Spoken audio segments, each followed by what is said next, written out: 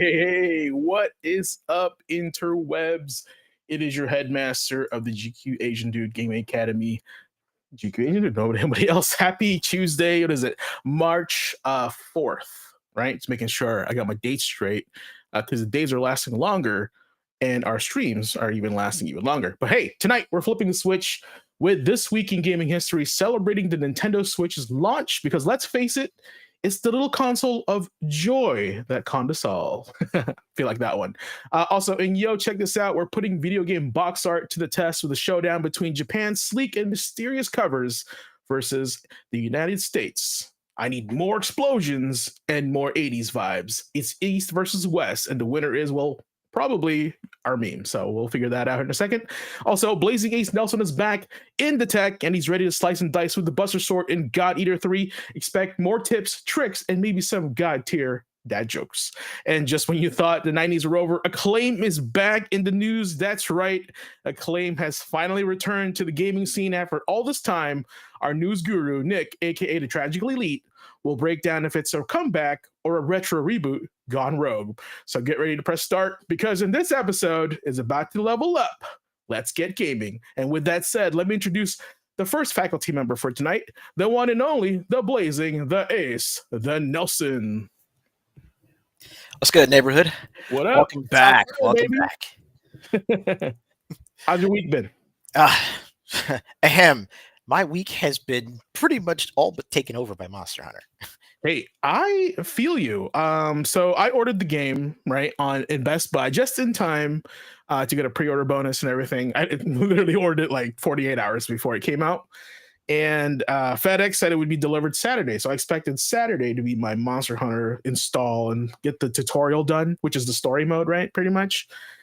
No, it did not come until Sunday like afternoon. And so I spent the last probably 4 hours of Sunday catching up, getting the tutorial done. So I haven't even scratched the surface of this game. And you know what? I did not like the beta. Seems to be a theme with GQAzndood. Don't like the beta. But hey, this version of the game feels pretty good. Not gonna lie, loving it so far. So I get the hype. So awesome. Yeah. So you've been playing Monster Hunter Wilds, and what else is doing the Aces world? Let's see. Been rocking Monster Hunter Wilds, dipping back and forth between the first Descendant with some of the major updates coming, and of course the first character drop for Warriors Abyss. Okay. Well, who dropped in Abyss? Like the main portion of the Jin Kingdom. So Sumashura, pretty much all the Jin characters that are like directly related to Suma Yi. Okay, and are they dropping them by like the kingdom, or is it by like how they have themes for these drops? Like, what do you think? I wouldn't be surprised if they drop them by kingdom. So there's probably going to be like a second Jin drop with characters like Wen Yang, Jin Shang. Yeah, like the latter characters, like the guy that throws the swords. I like that guy. Yeah. I'll shout out to the Blue Riot bot, Andre Venom 98 as always, or 95, my bad. They're in chat right now, so awesome. Good to see you guys. This looks like Andre's been playing Metaphor, and right now he's in the village where you have to hunt down a knight named Heizme. So it seems like Metaphor has been absorbing a lot of everybody's lives lately. So talk about a game that keeps on giving. So but yeah, this March, man, I'm telling you, Monster Hunter's out, and you're gonna be busy with that. We're gonna be getting updates here and there. I can already feel it. Like the game is setting me up to expect updates, right, consistently. Oh yeah. But later on this month, I think the last week, we're also getting the first Berserker Kazan, which is another awesome title. I'm gonna get day one as well, so I got a busy month ahead of me. It's pretty great. Yeah, I'm pretty excited.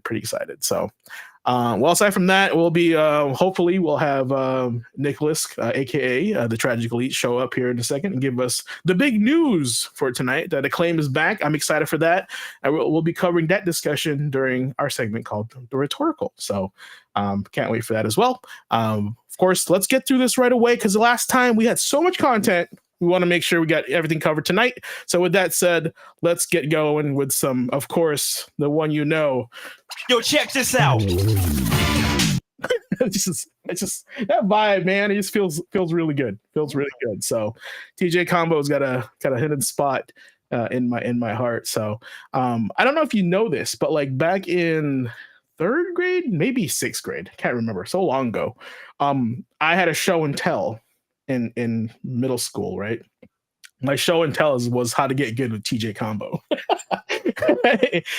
Nobody knew, but my like four friends that I gained with knew what I was talking about, right? But it was I got an A because I was very passionate and I knew exactly what the topic was. But I'm sure everybody was like, "What is he talking about?" I don't know before. So, but yeah, this week on Yo, check this out.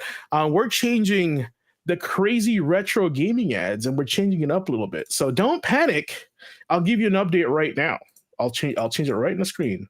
We'll do. Well, can you guys guess what we'll be doing tonight? I know Ace already knows, so he can just hold off for a second. And we did make a little mention of it earlier, so class, if you were paying attention and taking notes. That's right. That's right. I'm gonna update it right now. See if you guys can see it on the caption. Yes. So we're doing crazy cool box art battle East versus West. So last time Nick said that like, hey, you know what would be cool? If we compared box arts from the Japanese releases through the West releases, right? So I said, okay, why not? Let's do that. Mm-hmm. All right. So I figured there's so much I can show you guys tonight. So what I decided to focus on were like maybe like some of the more popular games per generation: Nintendo, Super Nintendo, Genesis, PlayStation, all the way up to the 360, right? So I'm not going to go too hard into it. But with that said, let's go to the legendary Super Mario Brothers, right? We all love and know what the Mario Brothers box art looks like. But just to remind you, it's on the screen, okay? So that's the classic box art. Every Nintendo had one, right? And if you didn't know what it was, you're gonna find the one out. That's the one right there that made my Christmas. Right? And here's the thing, man. I was actually a huge fan of this like aesthetic.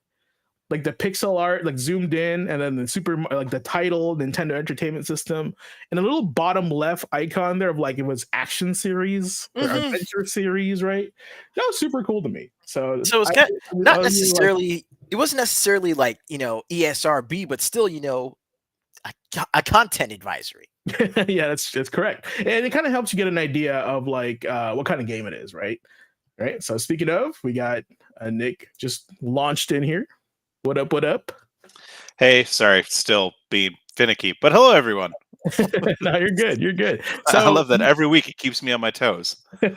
We just introduced your pretty much your idea of doing the crazy box art battle East versus West for Yo, check this out, this segment. So Andre says hello, Nick. Well, hi. Yeah, well, we can't start without all three, Andre, when my internet refuses to work. So I'm looking into a mesh network so I won't look so grainy and everything. It really isn't my camera. It's my shit internet. It's going through multiple walls in a bathroom. It's not good. Yeah, and then we're at a complex where there's like multiple modems in each unit. So it's like pro tip. Moving into a newer building, check and see if they already have internet hardware installed. There's like giant hubs for a different company, like that were clogging up the little Wi-Fi around us. So that's great. The little invisible wires. Anyway, yes, let's get to these box arts, man. So everybody's familiar with the classic Nintendo box art. This is very common. It would license Nintendo games, right? Legend of Zelda had the same one. Actually, they didn't. They have the golden one. But like Urban Champion, black boxes. Yeah, the classic boxes. But here's what it looks like in the Famicom, which is the Japanese version.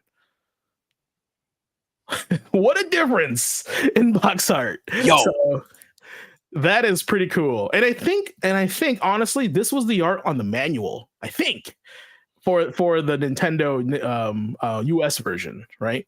So yeah. At least like it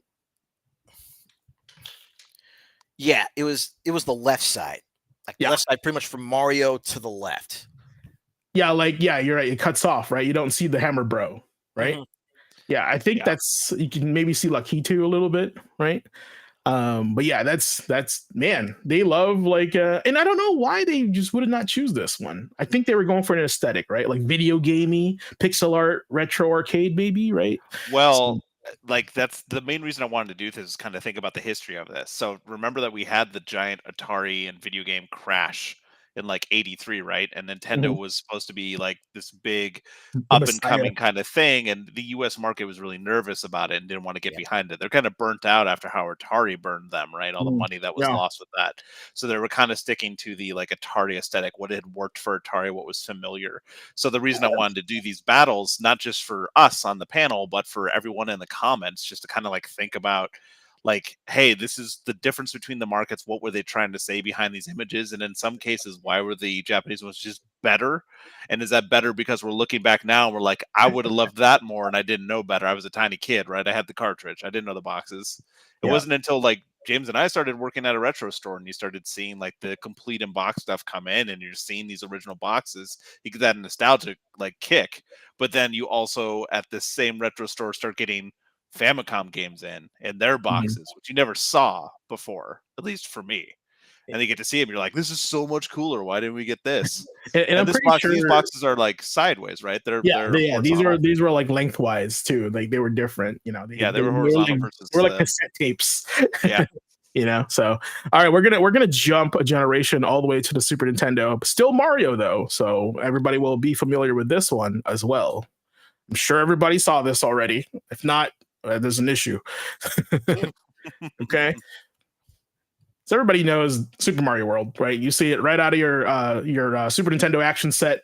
And with this one, you hear the theme song. Kind of feels like yeah.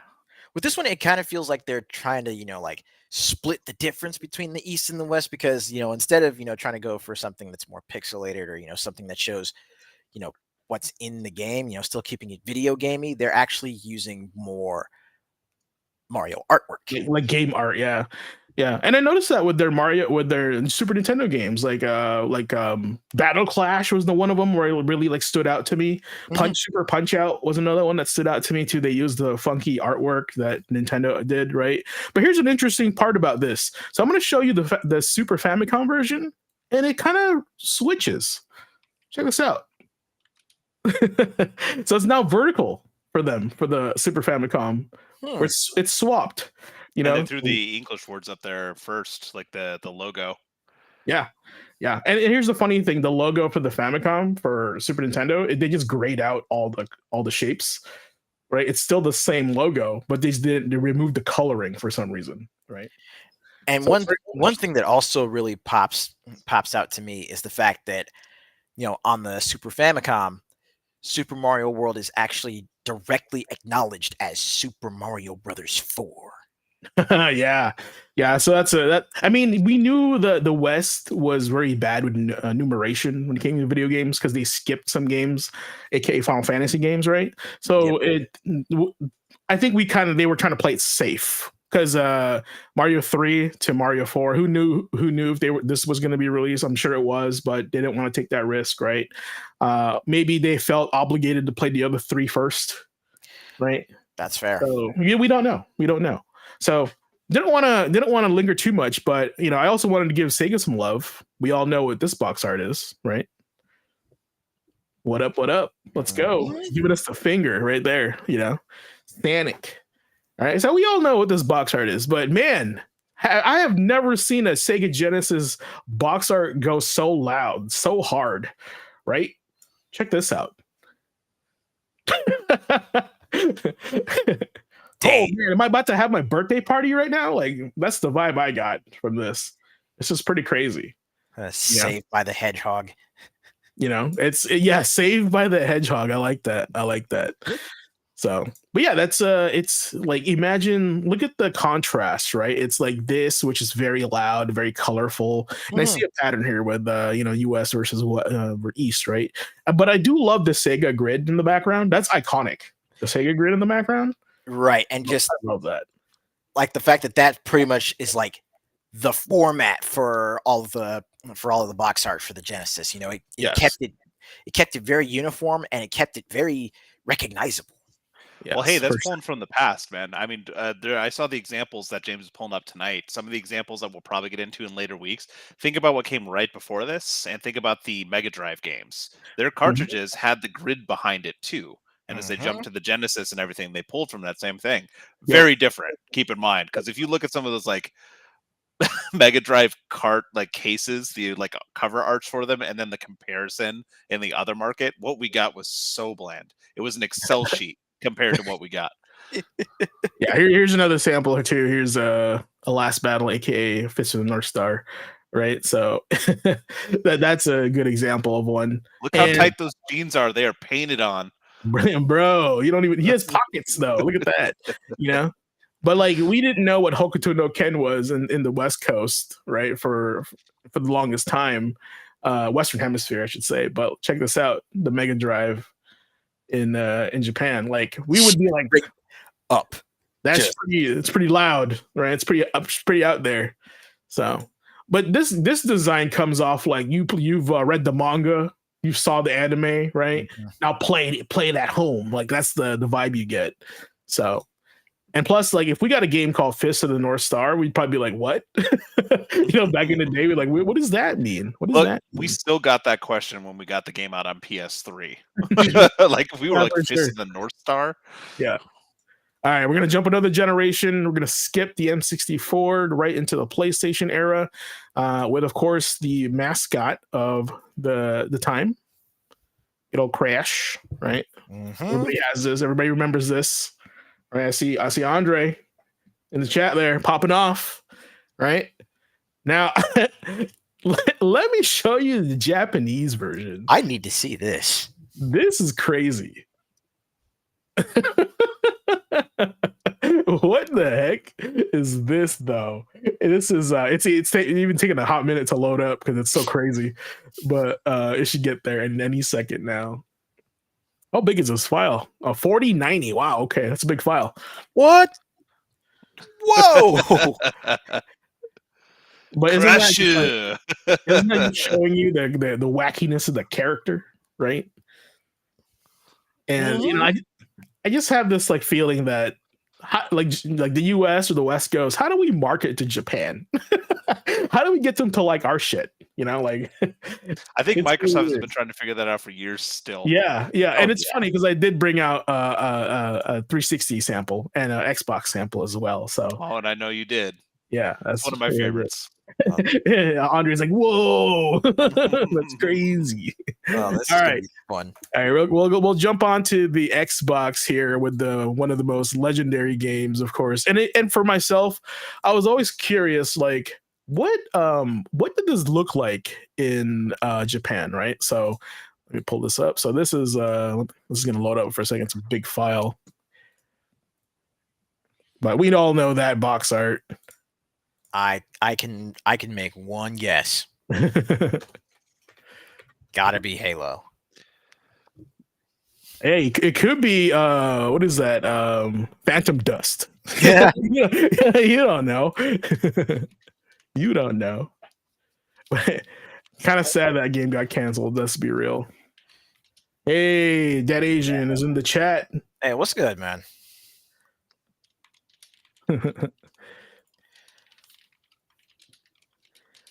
All right, man, it's taking a hot minute. Let's see here.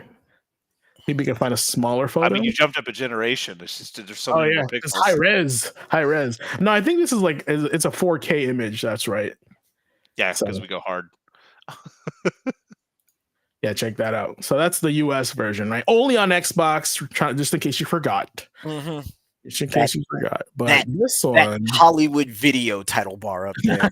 Hollywood Video, yes. All right, here it is in Japan. Whoa.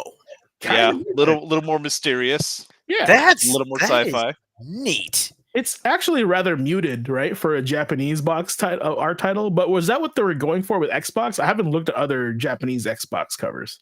I'm sure we will look at more, but it was really dependent on the team, the marketing team behind it, from what I saw.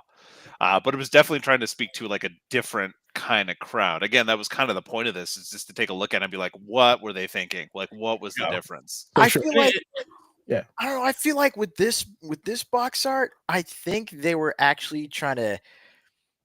I think they were trying to pull that same vibe that you would get from something like, say, Metroid Prime, perhaps. This gives me Deus Ex vibes. It does. It does. Like this leads more into like the sci-fi nature of it. Like Andre said in the chat, it doesn't have the same like action, bombastic, like cinematic look of the US version, and that might be because the US market was so we were hearing so much about like the cinematic gameplay of it, and that's how they're like, we got to market this like amazing new action franchise. Mm-hmm. Yeah, very Mass Effect-y, yeah, for sure. Yeah.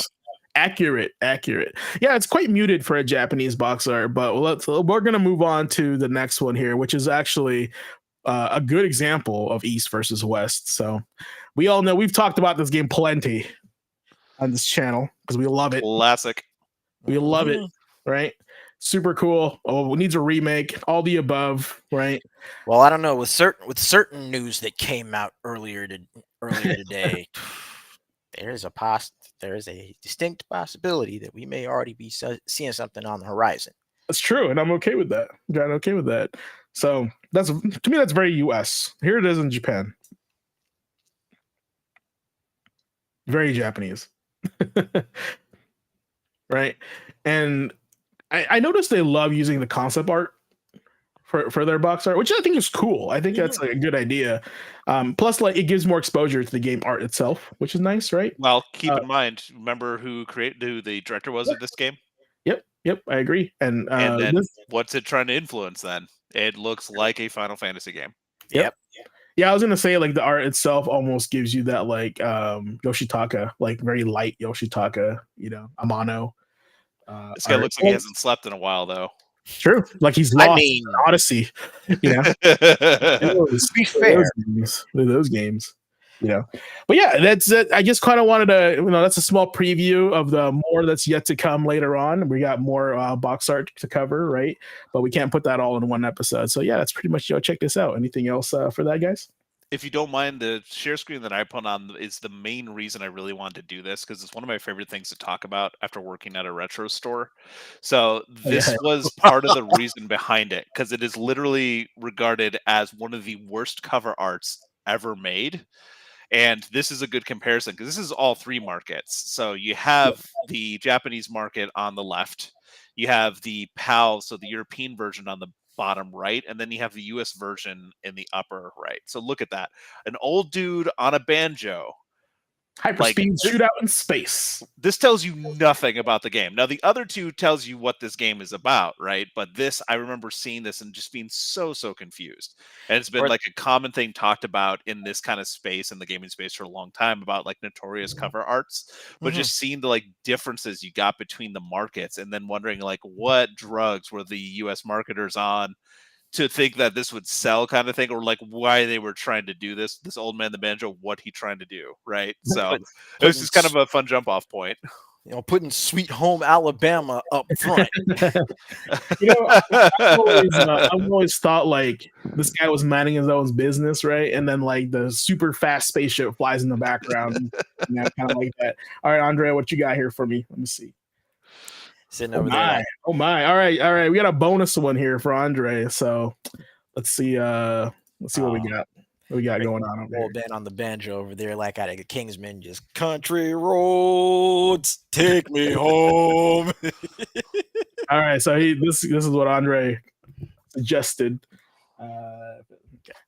Shouldn't be too bad. Okay. But this is the Japanese version. What we got? Hell yeah! Yo, that Jack and Daxter box. That's pretty cool. That is cool. You notice how he's not like edgelord in this one, like like he's kind of high spirited. Yeah, that is rad as hell. Yeah.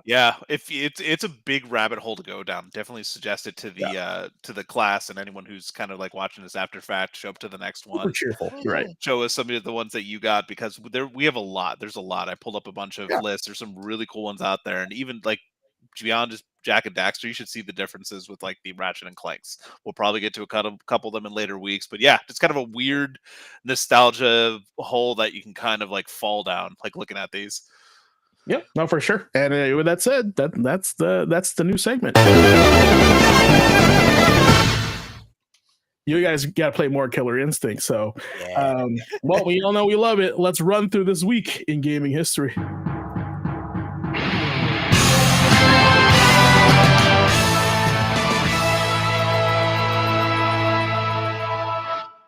what's your favorite intro song from, from this, and why is it that one? All right, all right. You guys are new. This segment is called This Week in Gaming History, where we cover games that came out and game news that came out in this week of gaming history, usually from Sunday to Saturday. We'll cover that right now. This week it's gonna be March 2nd to March 8th. So let's get cracking. Oh, wrong one. There we go. All right, moving on. All right, March 2nd. It's a graphic intense slide. All right, Ninja Gaiden 2 came out on the Xbox in 2004.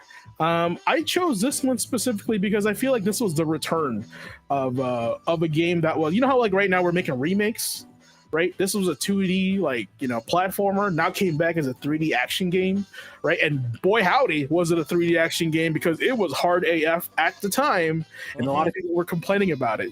And right now, with the Dark Souls releases and Elden Rings out there, like this game is a perfect time to come back, which it did come back in the form of Ninja Gaiden 2 Black, which is awesome. And I suggest you check it out when you guys get a chance. So have you guys played Ninja Gaiden or anything like that? I played the OG. I didn't play this re-release. I forget what else I was playing at the time, but I just knew Ninja Gaiden was tough. And again, we've talked so much how I'm terrible at anything with patterns, so this one was just not for me with combat. It filtered me out early. I thought it looked great. Don't get me wrong. Like I remember when this came out on Xbox, it like blew our minds because like the graphic fidelity at the time was great. It was impressive. It was just not a game for me. Yeah, it was extremely difficult, even for somebody that has like tenure in this kind of game. Like I was very intimidated by this game, so I don't blame you guys. But yeah, Ace, how about you? Have you played the OG one on the Xbox? Oh yeah, my brother had this. He was the one out of us that actually got the Xbox when it came out. So yeah, I'd go over his place on the weekends, and I'd have to wait to get down on the PS2 because I'd bring over some PS2 games, but he had that Xbox hooked up, and if they weren't playing Brute Force, football, Ninja Gaiden was on the TV. Real quick, before I run through the list, it was Brute Force the one with the gun that inverted the world? I forget like the weapons, but I remember Brute Force because that was like one of the first actual squad-based shooters that I played. Okay. There was a game on the Xbox which was a shooter like that, when one of the gun you shoot it on the ground, it flips the world over except you, and everybody falls off. And it flips back up. It's so funny. It was really cool. Other cool games that came out on that day also was Drakengard in the PS2 in 2004. We talked about Nier Automata and Drakengard 2, but the first one came out in 2004 on the PlayStation 2. Also, back on it again, Lifeline, I think, came out in the US on the PS2 in 2004 as well. Children of Mana came out on the DS in 2006. Lord of the Rings, Battle for Middle-earth on the PC in 2006 as well. And of course, a game I want to see return back in the market was Battlefield Bad Company 2. Please release a third one on multiple consoles on PC, I think in 2010 as well. So not a bad day for gaming. But also in 2010, hold off here, Sony acquires Media Molecule, aka Little Big Planet. I think one of their best purchases they've ever made. Absolutely. Yeah. That was a big year for them to be brought in under the Sony umbrella. That was kind of a big get. That was their answer to like Mario and everything. Yeah. And then I remember all the Sackboys with the characters. We started getting stuffies for it in the store and everything. Like that game got huge. Yeah. No, it was like the create like a Mario Maker, like to me. So yeah. Before Mario Maker. Daddy just said Drakengard's my jam. Yep. What you got? I was about to say, remember how I literally just mentioned, I wanted to play the PS2, but my brother had the Xbox hooked up. Drakengard was what I wanted to play on the PS2. Nice. I knew nothing about this game. All I knew was it had pieces of Dynasty Warriors-ish action in there, but then you could also ride a dragon. So that sold it to me right away. I knew nothing about it, knew nothing about the lore, but the fact that you can run through the battlefield, hack and slash through a bunch of hordes of minions, and then at the same time play a little Panzer Dragoon on a dragon, I'm sold, man. This sold itself, so pretty good. Well, and for me, something else from that list is Battle for Middle-earth. Talk about a series I want to see come back as well. I know Bad Company, we want another one of those. I would absolutely play another Battle for Middle-earth. That's the RTS one, right? Just making sure. Yep. Okay. Yep. I was thinking of Conquest, which was the Battlefront one. Yeah, super cool I too. would take one of those too, though. Yeah, That was a lot of fun. Yeah. Now, EA, I hope if you're watching, well, the ideas are there, so let's get things going. So, all right, moving on to the next day, which is the 3rd of March. All right. Well, of course, the one and only the Switch releases this day. Is this the right day? It is the right day. No, Yes, it's not the right day. March 3rd. I remember it being March 3rd because You're not jumping around this time. yeah, I remember it being March 3rd though because one of my good friends from the Metro City Boys podcast, his birthday is March 3rd. Oh, okay. So yeah. getting This was big. Yeah, it was big. It was like, that was birthday present for him. The game was profound sadness. He got Breath of the Wild, and it was a time. Well, this was also the same day I think the Wii U released its last game, which was Breath of the Wild on the Wii U, which then entered you to the Switch, which had a Breath of the Wild game on the Switch, just in case you were trying to trade in your Wii U, or if you wanted to keep it, you can play Breath of the Wild both on the Wii U and the Switch. Arguably, like one of the best-selling consoles of all time, or if not the best consoles of all time right now, right? Handheld and console. Close. It's getting close to outselling the PS2 and being the best-selling console of all time. Yeah, and it's still going. Like, I can only imagine. Like, some people still don't own a Switch. I didn't own a Switch till like its 8th year that it came out. So I still don't. See, there you go. See, people still have the potential to buy the Nintendo Switch. You have anything on the screen, Nick? No, not yet. Just wait to see if there's a game that we want to relive in the background. All good. So, all right, other games that came out today. Tenchu Wrath of Heaven on the PS2. Pretty cool game, in my opinion. And 2003. Apparently, this is the year of the Ninja, or the Day of the Ninja. Red Ninja on the PS2. End of Honor in 2005 in Japan. One of the rarer games on the PS2, actually. Halo Wars on the 360 in 2009. Way of the Samurai 4 on the PS3 in 2011 in Japan. And I think that Asian kid owns that game. I think I saw it as an inventory. Helldivers, the original Helldivers came out on the PS3s, PS4, and Vita in 2015. My personal what do you call this, like kind of secretly like this game was Zombie Army Trilogy on the PS4 in 2015. All right, Black Desert Online on the PC in 2016, and I know Ace has played Gundam Breaker 3 on the PS4 and Vita, which came out in 2016 in Japan. And of course, The Legend of Zelda Breath of the Wild also came out that day. All right, so Gundam Breaker 3. How many of them are there now? Now we're up to, well, if you count New Gundam Breaker, technically 5. Ooh-wee. But 4, like y'all saw the explosion of hype that came from me when 4 was announced. But Gundam Breaker 3 was most definitely one of my favorite imports for the PS3. Nice. And it was also, one of the games that, it was one of the games that I really started majorly streaming after, getting my feet wet, just working with, the stuff on the PS1. So aside from like Parasite Eve and Brave Fencer Musashi and Xenogears, like literally around the time when I got my first subscriber on my Twitch channel, that of course being Blue Riot Bot. Shortly after he subscribed, what I basically did was, as a thank you to the folks that subscribe to the channel, I would literally sit down and put together custom mobile suit builds in Gundam Breaker 3. I remember that. You were like making like the Terry Bogard Gundam and all this other stuff. So it's pretty cool. Yeah. All right. Yeah. I would say I wanted to bring this up because every time we talk about a retro PS2 game, I have my PS2 collection right next to me on my left. And I do have a copy of Red Ninja. So I'm pretty happy to see that on the shelf here. I don't know how much this costs, but I'm pretty sure it's worth a pretty penny, hopefully. But yeah, it's one of those rare games that was like made by Vivendi Universal, right? And who knows what they're doing now, so also chat, how many of you have played Red Ninja or who knew about Red Ninja? Knew about, haven't had the chance to play yet. I played it. I remember that it didn't sell well because it wasn't very well marketed. Thanks. Like, not a lot of people knew about it, and at the time there was like kind of like a ninja burnout for a little bit, so there's just no marketing, just kind of came out. I remember it being kind of late too, so it's kind of like a little more expensive in that there wasn't many on the market. Yeah, it's kind of like that Sega version where that guy has the sword for a hand, right? Blade Will Tell or something like that. Mhm. That's a super rare game, and it's actually pretty fun too. But it's one of those Sega games nobody's ever heard of, nobody's ever played. Therefore, a copy of it's like $300, maybe more now. So Okay. Ooh, yeah. You said Red Ninja came out in 2005. Guess what else was out at that time that it was also competing with? Seeing as how this is literally like Was pretty it much the tail end of the PS2's lifespan. God Hand.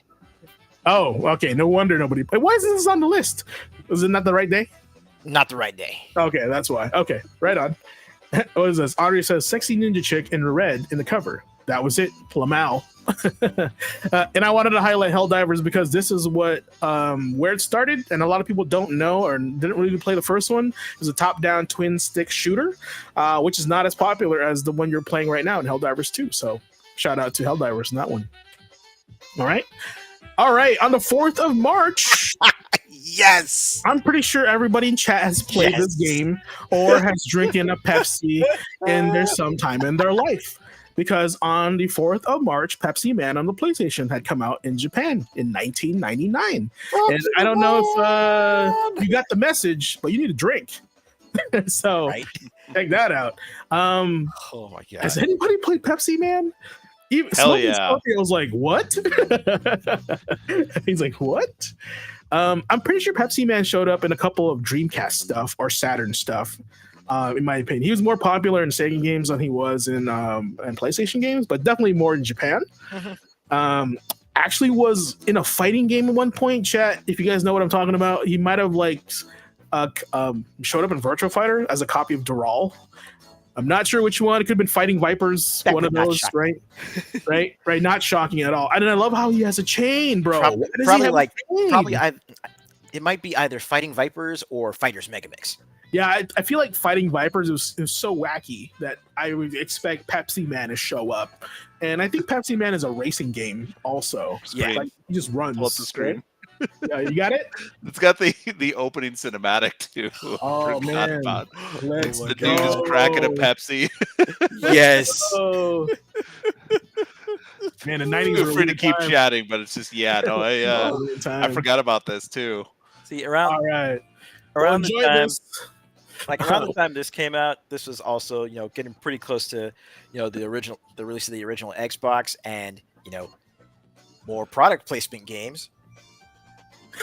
Poor guy. So, like Sony had Pepsi Man, the West on the Xbox has Sneak King. Oh, that's right. That's right. Oh my Big God. bumpin'. Big bumpin', man. And That Pocket game Bike was- Racer? I played both. Yeah, Pocket Bike Racer. Bro, how did BK end up in video games? That's crazy, bro. Crazy. All right, you know what else is crazy? These other games that came out this day. All right. Turok Dinosaur Hunter on the NCC4 in 1997. And of course, the Pepsi. Got Pepsi on the brain now. Marketing's working. The PlayStation 2 had released in Japan, and a couple launch titles came with that was Eternal Ring, Kessen, Ridge Racer 5, Street Fighter EX were some of the some of the launch titles that had come out that day.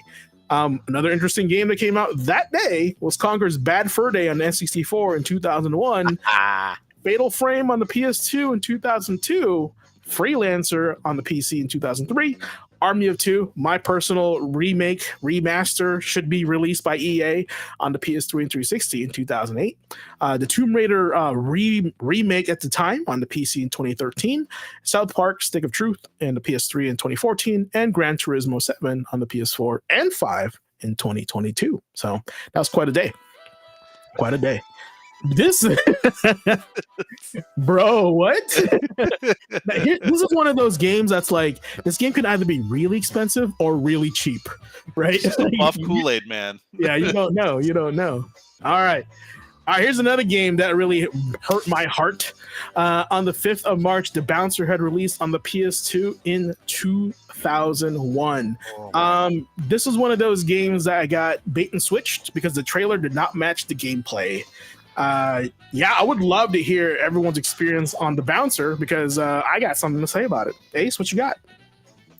Simply put, needs a remake. Yes, and a rehaul in gameplay.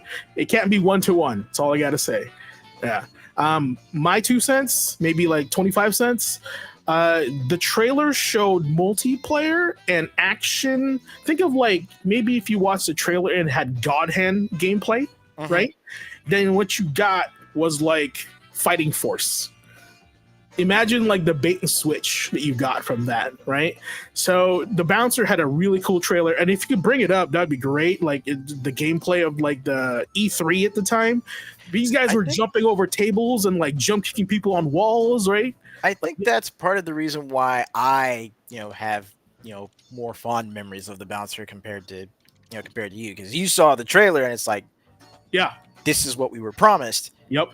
And then there's a lot of videos about it on YouTube and what had happened, and ultimately it went down to like they didn't have enough time.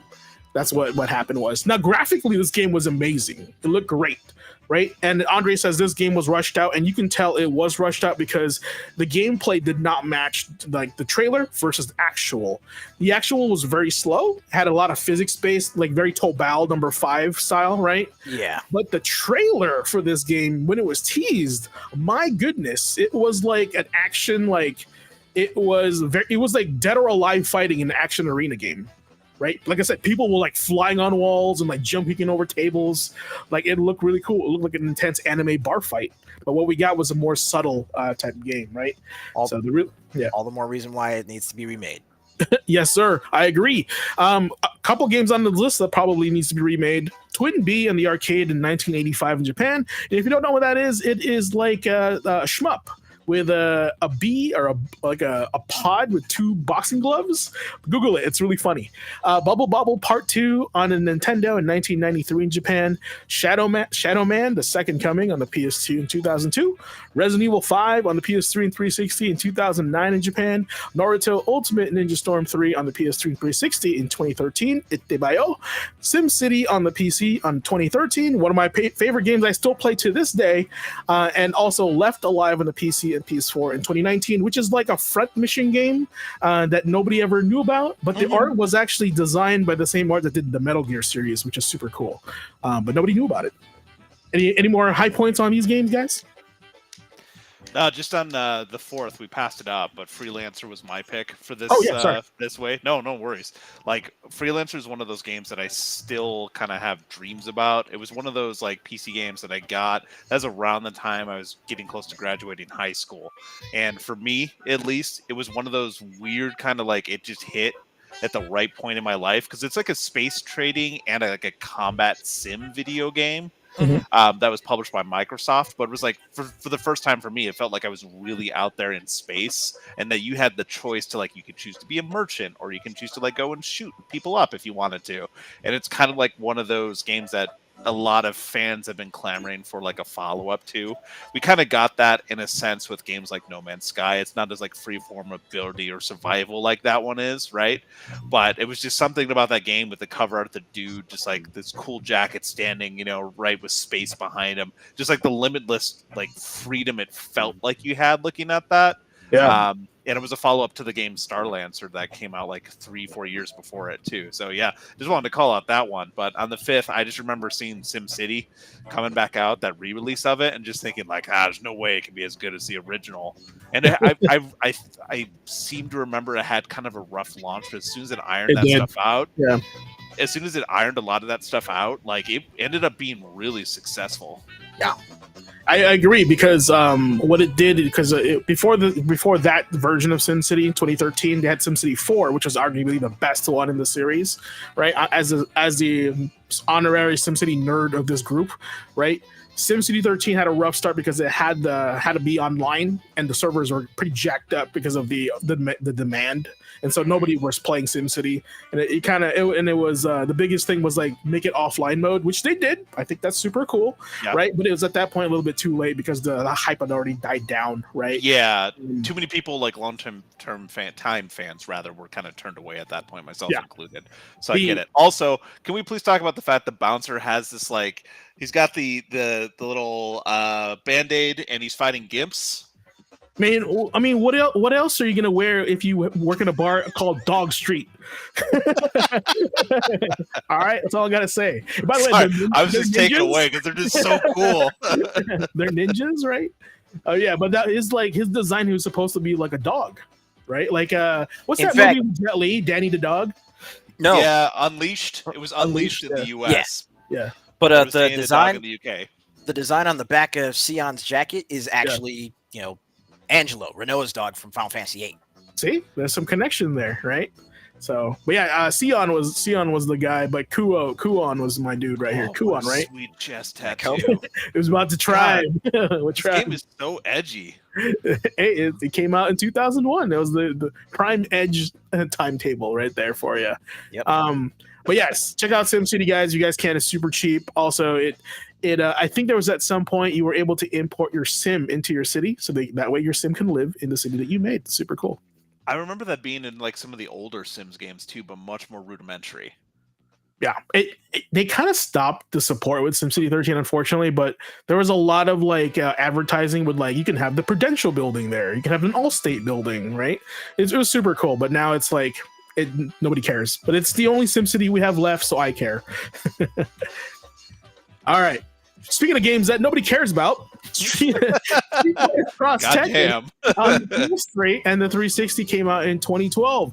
Now, there was a lot of games on this list that I felt like I could have featured, but I chose this one because we actually hosted our tournaments for this game when it first came out. The hype for this game was exponentially high, and I'm assuming the budget was also off to scale because we're taking two companies and taking two IPs, right, and we're combining them into one mishmash of a fighting game. But boy, were there some blunders in this game. Ace, what you got? Yeah, there were some serious. Okay, the game started off, or at least the marketing for the game started off on a incredibly high note. The character trailers that were coming out were just like they knew what they were doing. There we And go. then you get into the game, and it feels a lot like a more fast-paced Street Fighter 4. Yep. That is true. That's true. Like it really combined the two games, right? There's a little bit of juggling like in Tekken, right? But it did have the aesthetic of Street Fighter 4 mixed with a little bit more like, fancy art, right? But I'd say they did a pretty good job with the combat system. I wasn't a fan of Pandora. Honestly, could have done a little bit better. Mm-hmm. But of course, this was during the time of like, how can we take more money from the consumer, right? With the current business model that we have right now, which was DLC was the hotness at the time, right? And so terrible consumer practices like paying for gems that make your characters buff, right? And unique, and of course having different versions of those gems available at certain retailers was not consumer friendly, especially for those who want to collect the full version of the game. You got to pre-order this game at 4 different stores, excuse me, just to get those gems. Right. Kind of ridiculous, right? And then that's at the roster. Well, and how. Well, go ahead. I think you know what I'm getting at here. Oh yeah, how like half the freaking roster was basically already on the disc and playable via data mining. It wasn't even like there were placeholder names or anything. It's okay. We know that Lars and Alyssa and fucking I think Lay was in there too. Yeah, Lay and Christy, Guy and Cody. Yep. That's what really crushes game is having those characters available on the disc, but you had to buy a pass technically to unlock them. Mm-hmm. It was not a great look for the company, and I honestly believe they did that just so they can make their money back in some weird form, because I definitely think they spent a lot of money on this game at the time. No battle passes were at the time, right?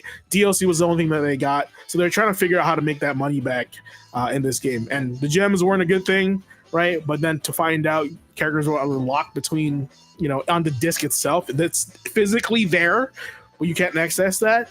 Right? And then, of course, Midlife Crisis Mega Man. Oh man, you got to bring that dude up. He was the box art Mega Man, right? Mm-hmm. That was kind of like the joke. All right, let me get to the other games here while chat complains more about this game, because there's a lot to talk about.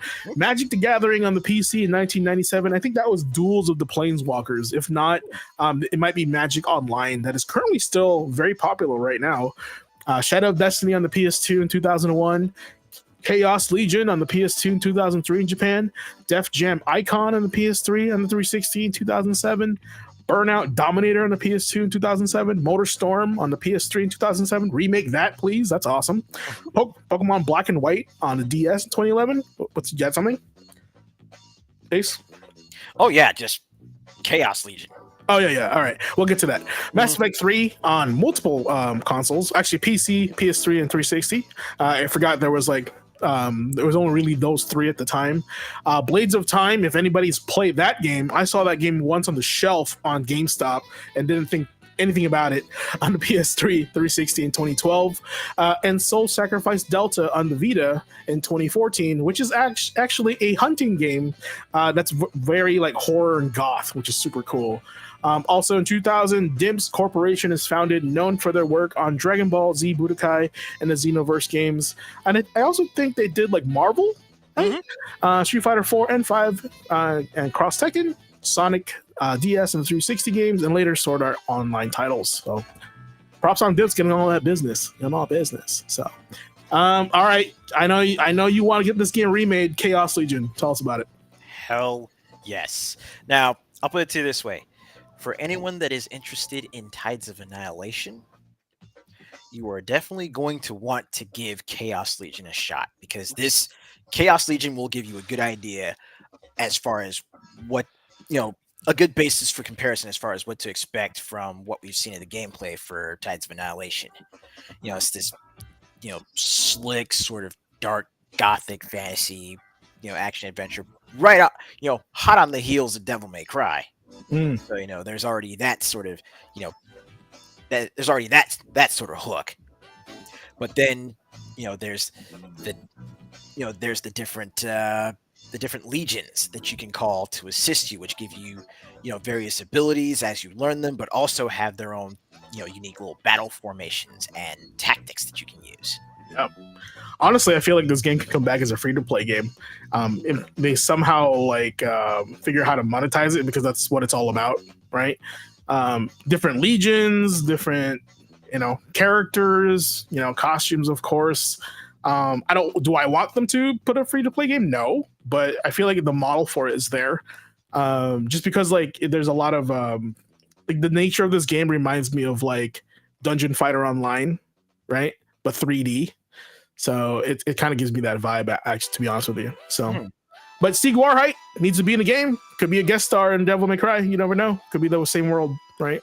Pretty cool. The last time we see him is as an assist card in Ultimate Marvel vs. Capcom 3. Oh boy, yeah, that hurts. That hurts a lot. A game that will not be limited to an assist card is, of course, Mass Effect 3. Tell me where you were when this game released, Nick. Middle of the night playing it. I think I asked for that night off and the next day off work. Beautiful. So I can play it. Because this was prime as soon as because this is 2012, so it's right as I was finishing working at GameStop and then immediately starting to work at Reset like a month later. So shout out to Reset for giving me a shot. But Mass Effect was holding me over that time, and I was so looking forward to it. I know you and I have talked about it. It's part of your A to Z challenge this year. It is playing Mass Effect, and Mass Effect 3 for me was that kind of like culmination of all those decisions you made. Like it was built on that. It was marketed as that. We knew it was going to carry over. How it carried over in the end obviously didn't appease everyone with the original ending. I did like the extended ending when they added all that stuff, that kind of nuance. It still obviously doesn't absolve the feeling a lot of people had of like all of it distilling down to just 3 basically color choices, right? But I mean, looking back, I loved 3, and I love 3's multiplayer. That's still something I remember fondly to this day. It wasn't perfect, but by the time it started to really get rolling, there's a lot of content, and there's still people playing that multiplayer to this day, which is crazy. But there was so much stuff to do in it, and Ace, if you haven't seen, you should see the state of that multiplayer nowadays with all the unlockable characters that are in it and all the different play styles. It's really, really fun. Looking more forward to playing Mass Effect, of course, with hearing that. So, is the multiplayer is not in the Legendary Edition? I'm assuming, right? No. So that was one of the things leading up to launch that people were kind of asking about, like, hey, will you bring this back? And BioWare said at the time it wasn't going to be in the launch, but if enough people bought it and there was enough interest, they would do the multiplayer. At least that's what they said. Unfortunately, it never happened. But because of that, a lot of people rediscovered the fact that it is available. I think if you buy the Mass Effect 3 release, not the Legendary Edition on Epic Game Store, I think you have to buy it on that copy. That has the multiplayer on it, and you can connect to those servers and still play. Correct me if I'm wrong, chat, but I still remember that being the case. I really feel like I need to boot that up again, but I want to see you get back into Mass Effect. Or, sorry, you get into it, and that might rekindle it for me. And yeah, I'm looking forward to it. And actually, some friends have told me, I don't really watch your stuff, but I want to watch you play. And I was like, wow, the decision making pressure is rough. It's one of those things, like, it's good. A lot of streamers did that, and I highly recommend it for you. Just like let people kind of like try to influence you a little bit, choose your story still, like make it your story. But it's really interesting to see, because for at least the first part of that game, there is a lot of like little nuancy kind of things as you go through it, and you having your own Shepard's history, you kind of know, like, hey, did I save the Rachni Queen in the first game? Well, that kind of comes to play in the third one, at least in some respects. Squad mates that died in the first game don't even show up in the second, and then don't show up in the third, so you could miss entire storylines. Like, that's one of the things that sold people on BioWare and why I loved Mass Effect 3 and couldn't wait for it. I've said it before, I've got signed copies. I got really hard into that series. It's still one of my favorite series, and getting the Legendary Edition was great, but man, I'm nervous about the next Mass Effect after everything. And oof, as you should. Yeah, literally like a book. Like, people invest in books, they read trilogies of the book, and this is like a video game that's like that. Where choose your own adventure kind of thing, and an interactive book with extra steps, right? So there's something about, like, with 3 specifically, the lead up to it, the trailers that came out for it, like the story trailers, like the Reapers are invading Earth, like it's Earth being invaded. It was kind of that same kind of feel with like Doom 2. It's like hell on Earth. It was like Earth is being invaded. It felt more personal. So with Mass Effect 3, like seeing pieces of the Earth just get like destroyed by these Reapers landing, it felt way high stakes. And that was just from the videos leading up to it. So before you even got in the game, you already felt that pressure. At least as a fan, I felt that. So the marketing for that was on point, and still some of those trailers like showing like the little kid getting the toy before the Reapers could potentially just destroy that thing and him. Like, but that brings up another comment for another time. I'm sure we'll talk about it. But the little boy in the game, like, did he exist? Did he not? There's so many weird like rabbit hole theories about Shepard and all kinds of stuff. I won't take up too much time here, but I'd be interested to see you play that, man. It'll be fun. Yeah, a lot of my friends will say "fuck that kid," but that's exactly what they like. Fuck them kids, if anything. But yeah, I just wanted to say that it's a game I'm looking forward to playing, and the stakes are high when playing that game for sure. Also, Def Jam Icon was technically the sequel to the very successful Battle for New York, but no. That's all I gotta say. No. All right, moving on, because I could be here all night complaining about games like that. All right, so this day on the 7th, Pursuit Force on the PSP came out in 2006. Now, who in chat or in this panel have played Pursuit Force in the PSP? I did not. Awesome. All right, this is why I wanted to talk about it. All right, check out that screenshot on the left. Yes, it's about you chasing cars and jumping from car to car to capture the criminal that's getting away from you. Like this guy said, let's just say this game kicks serious ass in the sweetest way by IGN.com. Wow, that aged poorly. That's great. So anyway, the gameplay of Pursuit Force. Well, you guys remember Chase HQ? So you're literally trying to ram the car off the road. Now, let's just say your car can blow up, so you have to switch cars. So you're this like rogue cop that like will chase the guy that you're supposed to be chasing, right? But you can swap car to car, jump from your car to another car, commandeer that car, shoot from that car, right? And then keep doing that because every car has durability. Because like guys are trying to stop you, and screw the guys, screw the civilians in these cars, whatever. But the game quotes that you're only commandeering criminal cars that they're shooting at you, right? Is this where Vin Diesel got the idea for Wheelman? Probably, but man, this was one of the more fun games I played on the PSP when it first came out, and hasn't been anything like it. So if you guys have some way to figure out and play Pursuit Force, you know, physically or emulated, try it out, check it out. I think it's super cool just to experience it. And just because there hasn't been anything in the market that I go, wow, this is like Pursuit Force. I've never said that ever. So check it out. If you have gameplay, that'd be awesome. While I read off the other things as well. So go ahead, toss it up. All right, you got some Pursuit Forcing going on over here. All right, here we go. All right, guys. Like an actual jump section. Go ahead. Other games that came out that day was Blood on the PC in 1992, Onimusha 2 on the PS2, 2002 in Japan, relevant. Onimusha Dawn of Dreams on the PS2 in 2006, so 4 years later. Shadow Hearts From the New World on the PS2 in 2006. Soul Sacrifice, the original, not Delta, came out in the Vita in 2013. My choice was Tom Clancy's The Division on the PC in 2016, Nier Automata on the PS4 in 2017, Devil May Cry 5 in 2019 on the PC, and Dragon's Dogma also came out on the PC last year in 2024. There we go. Commandeer that vehicle, bro. It's not a crime when you do it for the law. Look at that guy. Fuck my car. Just pulled up in the street. Look at this. He just took a gunshot to the face. This is amazing. Get him out of here. And this happens until you get to, you see the map, how close you are to the other cars. So it's like you have to do it consistently. So it's part racing game, part action, you know, part suspense. It's a little bit of everything. It's pretty great. That is... I'm gonna have to get on this. Look at that. Let's go. Dude, this guy's wild, dude. The cop reminded me of the guy that's in Dead to Rights, right? Kind of like, I don't care. Yeah. I'm going to get down. This was the era, right, of that like hard-boiled cop era. So I am the law, according to Andre. But yeah, Pursuit Force, guys, on that one. I'm sure, Ace, you want to talk about Onimusha 2 because it is being remade. Right? Yes. Or remastered, at least. Yeah, Onimusha. Yeah, the Onimusha 2 remaster, like that right there was an announcement that I legitimately was not expecting. Yeah, no, that's super cool. And then Dawn of Dreams was like what, the unofficial sequel, or is that canon to the other games, or what?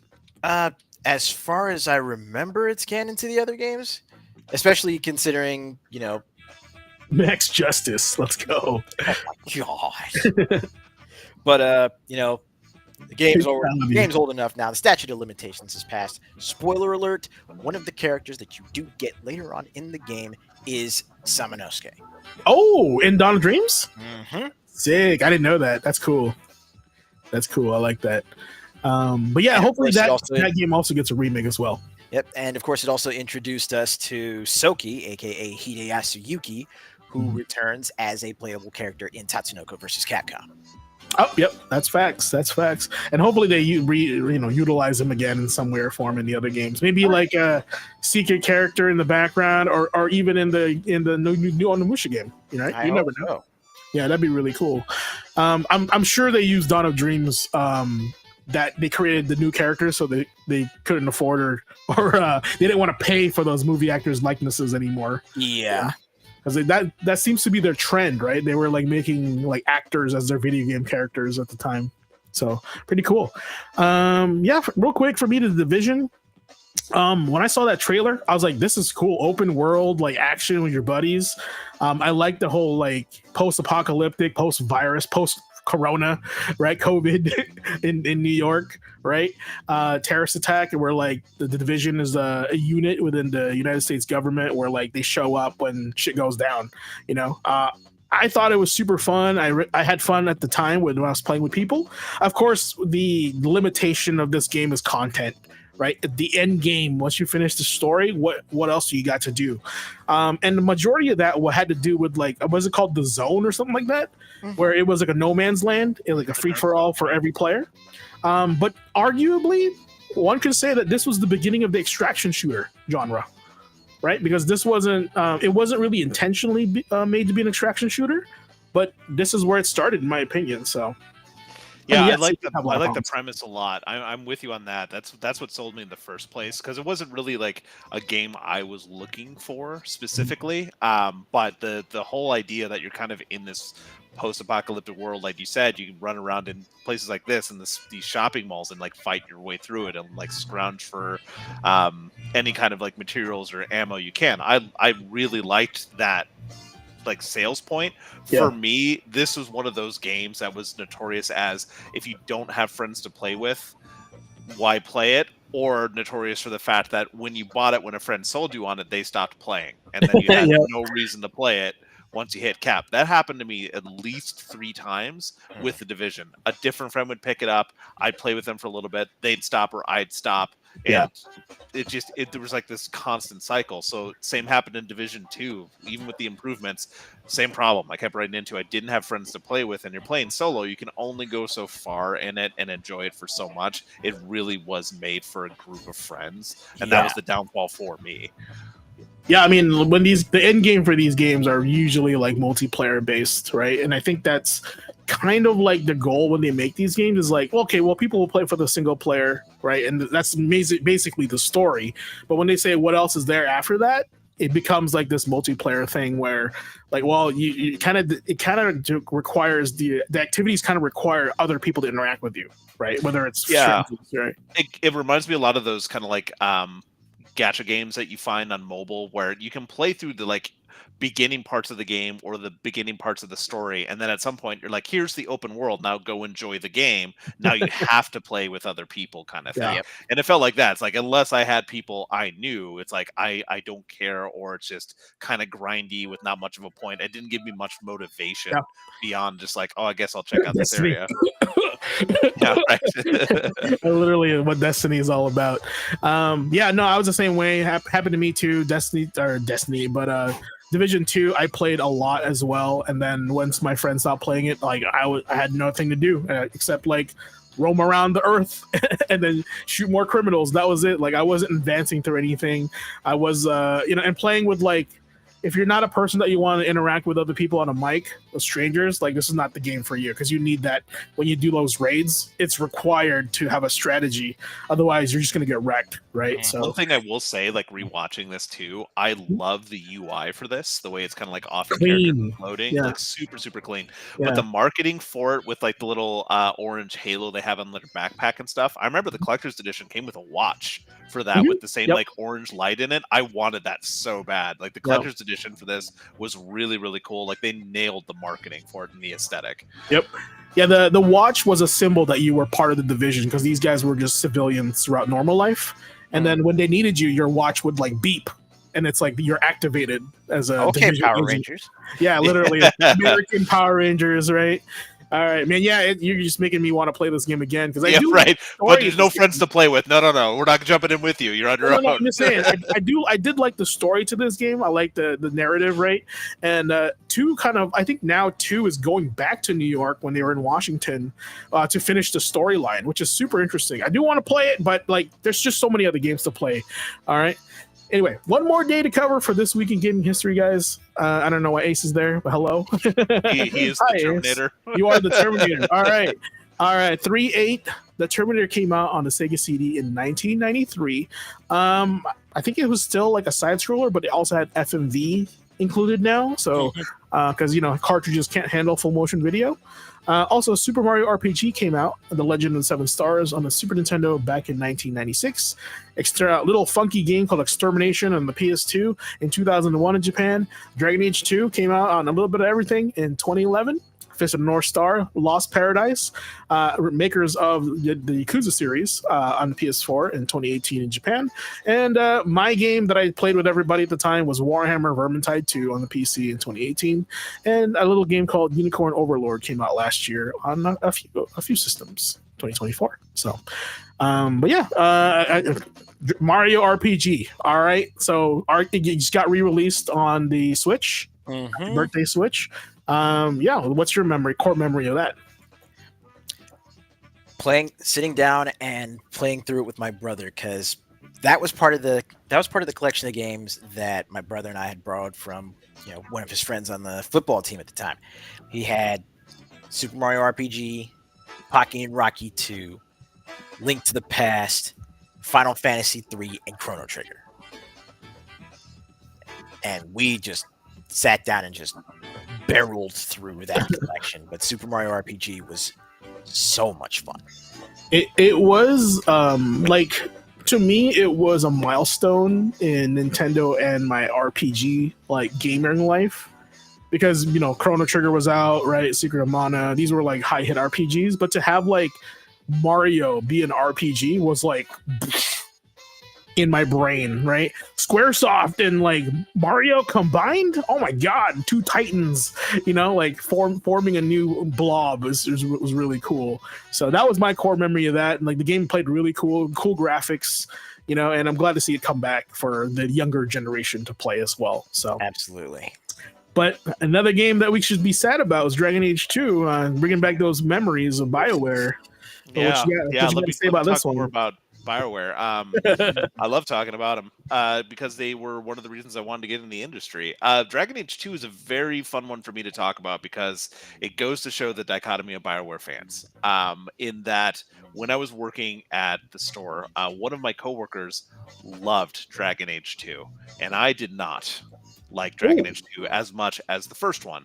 I loved the old school PC burn title feel of the first game, that more like slow plotting, like non-voice acted character, just reminded me of old PC games. That's not to say I don't want it to be updated if it felt right, but 2 went so much in the Mass Effect way that I just didn't enjoy it as much because of the scale. When you were in Dragon Age 1, you had this like Thedas, right? You had the entire big thing, and then you're in this like little part of this bigger map kind of, it felt like you were part of this bigger world. Dragon Age 2 for me was like you were only in Kirkwall and like one dungeon that's just like the same but sometimes recombinated. It just felt so scaled down and so threadbare. That's not to say there's things that I don't like about it, but I only bring up that memory because most of the time with this coworker, we constantly argued about that when someone would come in and ask like, hey, I want to play Dragon Age, which one should I play, the first one or the second one? And we both had extremely different views on it. I would always say Origins, they would always say 2. Over the years, I've kind of like softened on it a little bit. There's things that I enjoy, especially after getting through Inquisition and getting through Veilguard. But I still, what's that? Said perhaps I treated you too exactly. I judged it a little too harshly. But there's still like, it felt rushed when it came out. I mean, the characters were good. I still enjoyed that. I kind of liked where the story was going as well. It just felt like I was going from this big potential of the first game into this game that just didn't. It took all that away to make a more bespoke story, which is fine for the story they were trying to tell. But for me, it was just a disappointment for me. In comparison, the both games, I mean, I would argue that you're right that like the first one had you covered like the world, right? But the first one limited you to a city. Of course, you're gonna feel that way because your expectation is like, I want to explore more of this world in detail. But instead, we're shoved into Kirkwall, into randomly generated maps that have like, of the same stuff that you're circling. It was around. the same skin. It was the same dungeon. Just like, oh, you turn left instead of right. It was just like, And I agree with you. And then sometimes they just flip it, right? I totally agree with you on that. Like, it was an asset dump of like, this is what we have. You can tell they had ran out of time and resources with it. So could have been good. And that game itself requires a remake, in my opinion. I think it'd be awesome. So I totally agree with that. All right. Well, that's another week in gaming history, guys. If there's anything that you guys want to say it in chat. Awesome. We post on X all the time.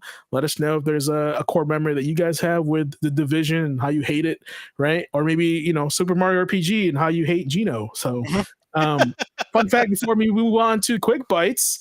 I remember Sakurai getting so frustrated with fans because he was like, stop asking for Geno. Stop it. Like, I'm not going to put Geno in Smash. Right. And then I think it was a troll post, but he said, like, translated, every time someone asks me to add Geno in the game, I'm going to delay the release of Smash Brothers by a week. And that's what he said at the time. And I was like, Sakurai, you're a G, bro. That's a legendary statement. But with that said, let's move on to some news with Quick Bites with Nick. You too get an awesome intro. Oh, I do. I didn't know we had that much money floating around for that kind of thing. I was just going to keep rolling with what we had It's here. under the couch. It's okay. Yeah, just a couple like some pocket change. That's all we need for quick bites anyway. It's not too big. As always, really appreciate you guys just chatting a little bit about the news that's kind of happened this week. Ace, you already saw some news. I already had it on the list. So I'm glad we were already thinking about it.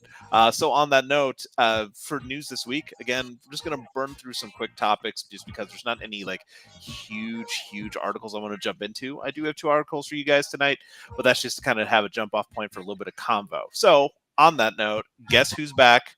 That's right, it's Acclaim. Acclaim is back. They're back after 20 years as a publisher, and they're looking to start a new era.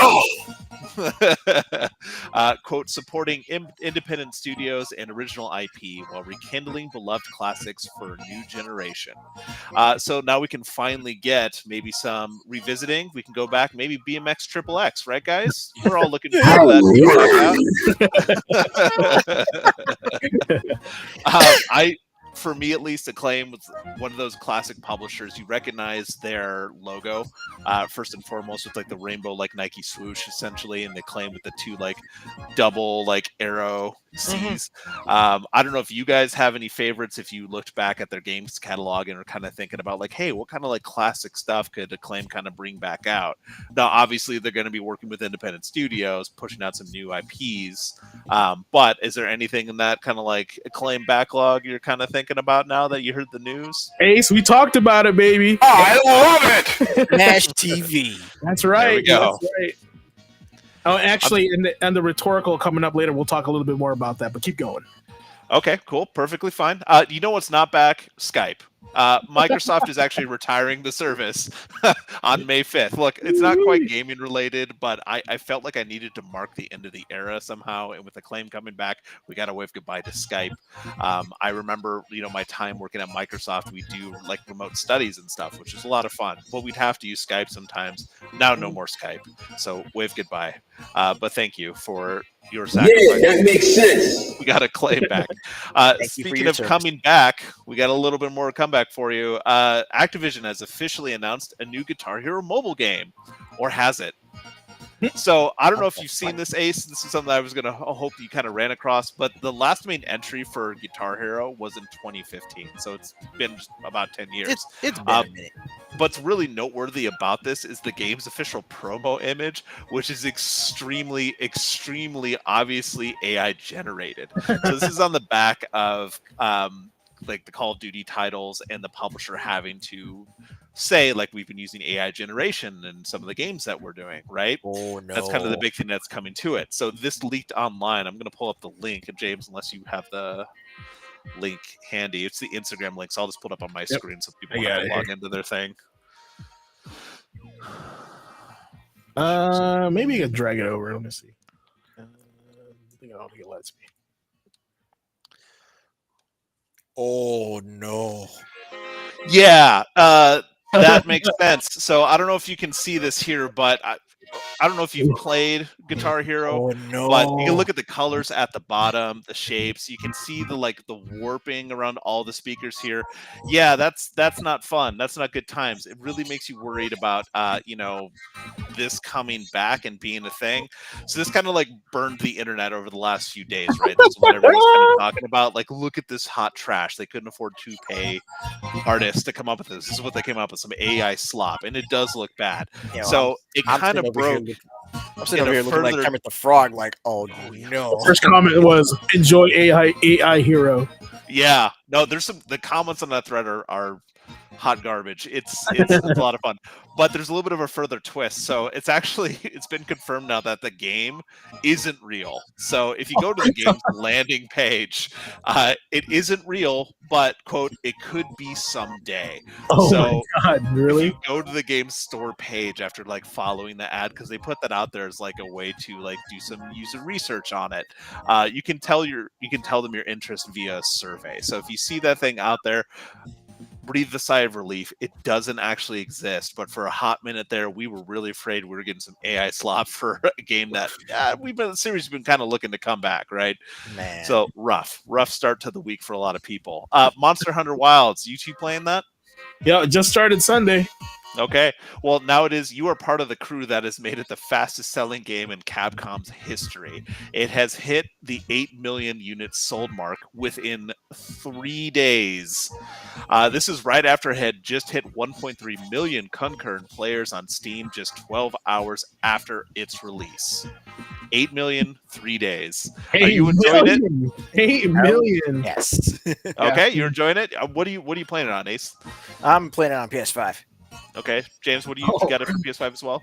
Not PC. That's all. Hey, I'm glad you mentioned that because that's also part of the news this week. So, kind of on that same note of it selling so well, so Steam is still picking up.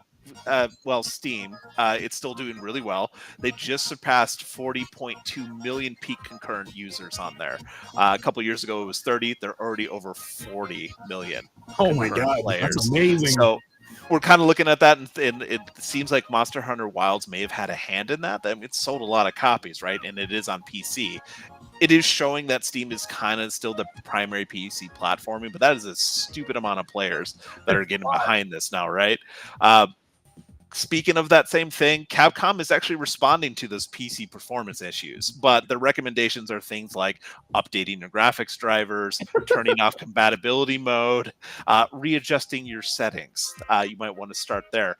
All of that is kind of frustrating PC fans more that are just kind of feeling like they're talking around the fact that the game just has really poor PC optimization. We're talking multiple bugs, crashes, visual glitches, and shaders just straight up not loading with both NVIDIA and AMD GPUs alike.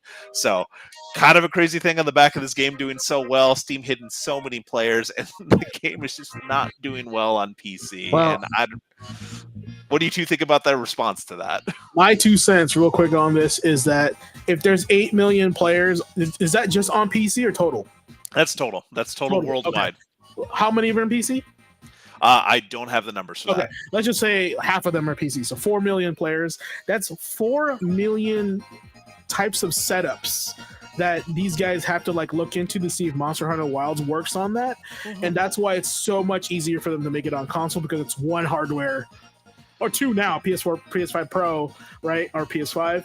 But like on PC, it's just so much more harder to kind of nail how to get it right, because of everyone's setup is different, right? Even just adding like one less memory on your RAM changes up everything. So to have that many people playing this game is 4 million opportunities for the game to be like, yeah, this doesn't work with my setup.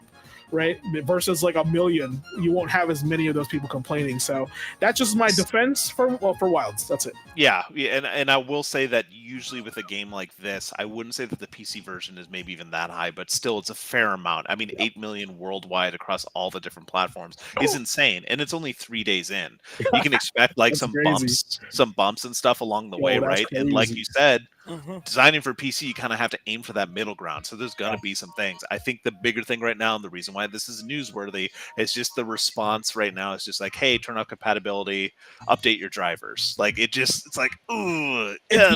It's literally like, sir, is the computer on or plugged in? Like literally what they're hearing right now. Yeah. Try just alt F4ing and then just boot it back up. You know, it might work. To move on from that, just some more bits of news. We do know now that Tony Hawk Pro Skater 3 and 4 will release July 11th. We were talking previously about there was some like, maybe it is, maybe it won't. Nope, it is, and it's July 11th. So good news for Tony Hawk. Love it. And the PlayStation Doom guy, the Doom Slayer skater, Spider-Man too, right? I think. Before we get too far away from that, what is your favorite Tony Hawk Pro Skater? My favorite too. Yeah. That seems to be pretty universal. They fixed a lot of things going into soundtrack. Also, bomb. Soundtrack, banging. So speaking of second one, PlayStation VR 2, it's getting a worldwide price reduction, and that's going to be permanent in March. It's going to be dropping down to $399. So it had started at $550, which was pretty hefty, right? And even I'm a little intrigued now. 5. Yeah, and this was for the VR headset, right? The hookups for it. So It's intriguing me a little bit. I don't know if it intrigues you two dropping that much off. Like that's 150 off for this thing, right? What intrigues me more is the fact that they did release the PC adapter for this, so you can hook up your PSVR 2 to your PC. Good. Which is a much cheaper in than compared to some of like the PC specific headsets. All right. There's going to be trade-offs, but still kind of noteworthy thing to bring up. But we'll see. I bought the original PSVR. I held on to it for probably longer than I needed to. I liked the idea behind it, but it just did not have the software for me, right? PSVR 2 has answered that. There's been some really good game releases, and maybe this price drop will help, but there's still kind of like that barrier to entry for a lot of people. Maybe with that PC adapter and with the lower price point, you might see more of those on the market, and maybe some more PSVR support. Rockstar is back in the news as well. It's not about GTA 6. Sorry to ruin that for you ahead of time. Ace, I know you got your heart all set on that. But Rockstar has decided to acquire one of their longtime partners, Video Games Deluxe. The teams have been collaborating for years on a variety of projects, and it'll be rebranded as Rockstar Games Australia since they're headquartered in Sydney. But what is noteworthy here is Video Games Deluxe is headed by LA Noir's director and writer Brendan McNamara, who is also the founder of the now defunct Team Bondi. So they have the head and the brain behind a very good team and LA Noir. So LA Noir in the future, maybe they're picking them up. Potential. I know you guys love computer GPUs. The NVIDIA 5 series has sold out like crazy, right? Of course. Love it so much. So the AMD Radeon series, the RX 9070 and the 9070 XT will launch on March 6th. And we have a price point now. So they're going to be launching at $549 and $599. So cheaper. We'll see how quickly it happens before these sell out. I mean, they sold out the moment the box opened on those NVIDIAs, but lower price point, about the same, if not better performance. Just kind of an interesting thing that came up. All right, let's talk rumor mill stuff. As always, with everyone here, grain of salt. Take it as a grain of salt. I'll try to call out any kind of sources where I can, but just kind of a fun little thing to talk about and maybe some different potential things that come down the road. Fun stuff to talk about with our chat. I see that Andre is already there chatting about this kind of stuff. But speaking of those VR headsets, let's not get too far away from it. How about a fresh VR rumor? According to Gabe Follower online, who does have a good track record noted for Valve-related info, Valve is apparently aiming to release a standalone wireless headset, codenamed Deckard, by the end of 2025. I hope you two aren't squeamish about price, though, because it's being rumored that as a part of a bundle with games, it's priced for $1,200. The VR headset? Yep, the headset with some games with it. So that's going to be their new wireless standalone headset, if this rumor comes to be, and apparently coming out this year. What are you doing, Sony? Oh, this one's Valve. This is Valve. Valve. Oh, Valve? Yeah. See? See, I had that whole, Bart, no! I'm right here, Mom. Please, no! Will the headset work outside of Valve games? Like, it's just a general headset that works with everything in PC? I could not say, but what I will say is that the rumors are also talking about the fact that it's going to be built on the same Steam OS that the Steam Deck has. So I'm assuming Steam games, probably similar to the Valve. I don't know if they're going to be rolling in like other things, or if there's a game that lets you boot in, kind of like how EA lets you, if you bought a game on their service, they can boot into their game from the Steam app. Yeah. So there might be some connectivity there, but just kind of an interesting thing to think about. We keep talking about VR potentially and like not blowing up as much as they thought. Again, it comes down to the software, man. Yeah. And I borrowed my buddy's Vive, and I loved the Vive, and I loved the Index. I probably like the Index the best because it has that connection to Steam. But that's a pretty penny, man. If this is true, it's not even including the upgrades to your computer. You know what I'm saying? Like to handle it. So one thing that was super interesting about this, though, if these rumors are true, it's a standalone wireless one. So the biggest thing that I had about it, especially using the Index, was that cord, like the cord that come out of your back and get caught on things. As I'm trying to play like Half-Life Alyx and get away from the head crabs, I get caught on things where I like step on the cord and jerk my head back, right? But if this is wireless, that's a pretty big jump if they can get this going. Yeah, so we'll see. You two play Marvel Rivals, right? We've talked before about some potential leaks with characters, but there's a new rumor about a new game mode that's been leaked. Speaking of leaks coming out. Is it you pick one character and everybody has to play that character? Not everyone has to play it, but it's called Clone Rumble and allow players to choose multiple of the same character. So that's kind of rumored to debut soon, and this could probably throw off that balanced gameplay that it's known so far, for. Throw that right out the window. So this is from Rivals Leaks on X. Who's leaked a couple things before, but this one was talking about like just imagining like 4 Hulks rolling out together. Like it will throw off the balance. It could be wacky, it could be silly. So I mean, as you two as players, does that sound like something you'd be interested in? Honestly, it's like if it's just designed to have fun, fuck it, why not, right? But keep it away from the standard game. Oh sure, no, yeah, have its own little standoff kind of thing. But yeah, no, I thought it was an interesting group that more popped modes up. Are better. Get more people to play. Yeah, for sure. Let's get the normies in there. Like me, I'll play it. The normie is like, I don't want anything else but this. Yeah, okay, fair enough. Yeah. Speaking of rumors, here's a rumor for our boy Ace. Ace, Dynasty Warriors Abyss just dropped an update patch. So the notes included some new character tease announcements a la Pokemon. So that kind of thing where it's like a blank silhouette and you have to kind of like guess that guest character. Fans are speculating. They are speculating like crazy. And right now, it looks like the leading guess is going to be Ryza from Atelier Ryza, Ever Darkness, and the Secret Hideout. What? That would be wild. That's crazy. So check out online, check out the little announcement in the latest patch notes. That's going to be the patch for this month, if I remember right. But yeah, so Ryza from it. So that gives the character drop. You know what would be a smart character drop for Warriors Abyss? Ryu Hayabusa. Oh. It's the year of the ninja, bro. Of course. Yeah, they could do that crossover, man. It'd be easy enough. I just thought that'd be cool. A little bit of like Dynasty Warriors. We can't get away from it with Ace, but hey, I saw that and I was like, I got to bring that up on Rumor Mill, man. He's got to talk about that and an Atelier game. two for one.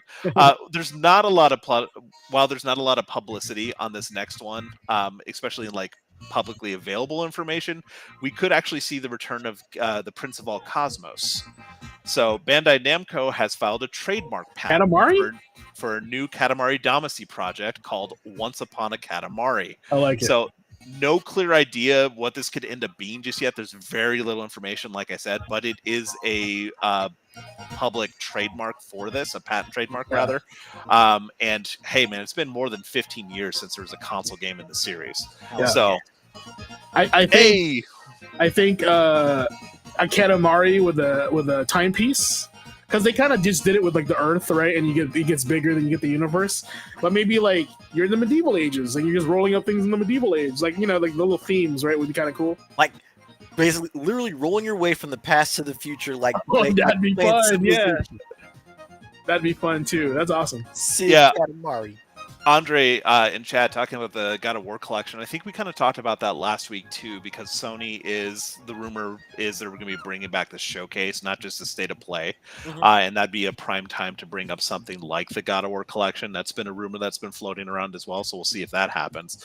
On PlayStation News, the last little bit of rumor mill stuff that I had for this week was we already know that the Indiana Jones and Great Circle game will be coming to PS5 this year. That's already been confirmed by Microsoft. However, The Verge's Tom Warren has claimed that it is coming April 2025, very soon to PS5. Damn. So we've already seen, because Forza Horizon 5 is out next month as well. It's coming out in April, end of April. And it's already top sales charts with pre-orders for it. And that, like I said, is releasing at the end of the month. So that and Indiana Jones in 1 month, Microsoft's going hard in the paint immediately. Yeah, and that was the Gears of War collection, not God of War. Oh, yeah, so sorry. You're right. I think that's great. I think more people are going to be playing their games, which gives Microsoft more opportunity to make more money, to make their own stuff as well. I think that's great. All right, so first article and second article I have tonight are just two things I want to bring up for a quick discussion. I thought it would be super interesting because we talk about these games that never see the light of day. If you want to pop up or at least if you don't mind linking that, because I can't. The first article is from Game Rant. It's PlayStation fans are waiting for updates on games that were announced years ago. So I don't know if you two remember Pragmata, that kind of cool sci-fi thing that came out, the announcement for it. So As the article states, some outspoken PlayStation fans have recently been taking to social media to question what's happening with a few games, including Pragmata, that were announced years ago, but were yet to show clear signs of nearing release. So this had come up on our PlayStation, and the person who brought it up, Delay Connect 335, was asking for a status update on this game because it's been on their wish list since 2020. The question got thousands of upvotes and went to the front page of our PlayStation, and people were talking about it. At the same time, there was the other game as well, Little Devil Inside, which did get an update kind of recently, but Pragmata is still in the dark. We haven't heard anything about it. Little Devil Inside was a game that was on Kickstarter and raised, it looks like $190,000, the action RPG that it was. It was rebooted several times since April 2015, and they just broke their years-long silence back in early 2024 and shared some gameplay for it. But Pragmata, we still have no idea what happened to it. And this article brought up a really good fact that game development cycles has just been getting longer and longer for a while now. We've talked previously about the increased costs for it, the increased resources for it, and games that can be announced too early. I know that's a gripe we've had personally with some of the games that we've talked about before. Oh yeah. But yeah, Pragmata I completely forgot about until they brought this up, and then I had to go check out the trailer again. But this game disappeared, right? We have no idea what happened. I don't even know what kind of game it is. Literal vaporware. Yeah. And that's why I wanted to bring it up, because vaporware is going to be the topic of the conversation. So first off, that jump off point for those two games, shout out to the people that brought up those games that they love. That brought up the second article, if you don't mind tossing that in the link as well. But Hideki Kamiya still wants to make Scalebound is our second article. So speaking of vaporware, recently Kamiya had gone on to X and done a post with their little behind the scenes that they had in their office of them working on Scalebound. And he said, quote, "I'd love to make it again someday." I don't know about you two, but Scalebound is kind of notorious when we're talking about vaporware or what could have been, or games from Microsoft that were killed off before they came to be, because this was the Platinum Games title, right? And Kamiya at the helm. But he left in 2023. This game was canceled in 2017. Do you two remember Scalebound? Oh yeah, how can we forget? Mm-hmm. How can we forget? Do you think the buzz was worth it? I know you two are longtime fans of Kamiya and his games, and you've played more Platinum games than me by far. So just Scalebound, tell me a little bit your feelings on it. Go ahead, Ace. Honestly, seeing Scalebound, the first thing that popped into my head was oh my god, Platinum's making Drakengard. I want to see this. That's true. But I was legitimately hyped for the game when I saw it. I was like, okay, this looks like it could be something really cool. I want to see where they go with this. And then it just gets killed off, and it's wow, of all the games to cancel, that's just disheartening. Yeah, and I remember the trailer being really cool for it too, the style behind it. And that cover art, the concept art they came up with, being really, really cool. It was hard. I know they butted heads with this. Kamiya and the Microsoft execs butted heads with this project, and eventually Kamiya was like, "Screw it, I'm out of here." Right? And I knew there was an article I was reading at the time when this was the heat at the moment, was Microsoft had showed a trailer that Kamiya didn't approve of. Right, and Kamiya was like, "Hey, no one was supposed to see this trailer. Didn't get my permission." Right, so that's what kind of gave Kamiya a bad taste with this whole project and working with the West. Right, and I think this is where it went wrong. I do want to see Scalebound come back, but I think Kamiya had a vision for it being a really cool single player with an AI dragon that maybe did a bunch of stuff for you that was really cool, right? Because this is the progenitor of Nero, as you can tell. His design's very Nero-ish. Right, the new Nero in 5. So they had an idea for this, but I think Microsoft also had their own idea on how to make this game more viable for more people, sell more copies. Right. So if you guys remember, there was a trailer where they showed this Scalebound game, and then all of a sudden 3 other versions of this guy show up with their own dragons, and they're fighting this big monster. Yep. So I think Kamiya was like, no, we're not doing multiplayer for this because it's a single player game that's action packed, super cool, right? But I think Microsoft really wanted to force a multiplayer aspect to this. And I think this is where Kamiya was like, no, we're not doing this. What, how many times I have to tell you, right? And then Kamiya has an attitude like that, right? That's how he is. He blocks you on Twitter every time he hates somebody. That's how he is.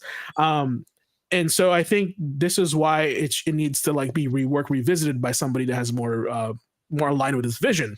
And I think right now, since he's in good graces with Capcom because he's doing Okami, right? Scalebound's in a good position to come back as his original vision. If Okami sells really well and they go, Okami, you did it again. Let's work on Scalebound, especially if they don't have a Devil May Cry 6. I think Scalebound would be a good opportunity for that. So this is a good example of context. So keep in mind when Scalebound was coming out, that was the Xbox One generation. And that generation for Microsoft had a lot of issues out of the gate with how they were marketing it, how they were handling it, how they were developing for it.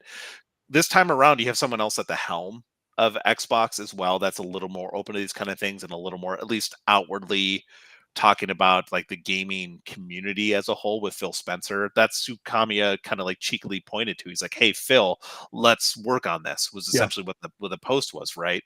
I remember that. Yeah. So, you know, as the article points out, Kamiya is open to it. It would really be up to Xbox if it would even fit anymore.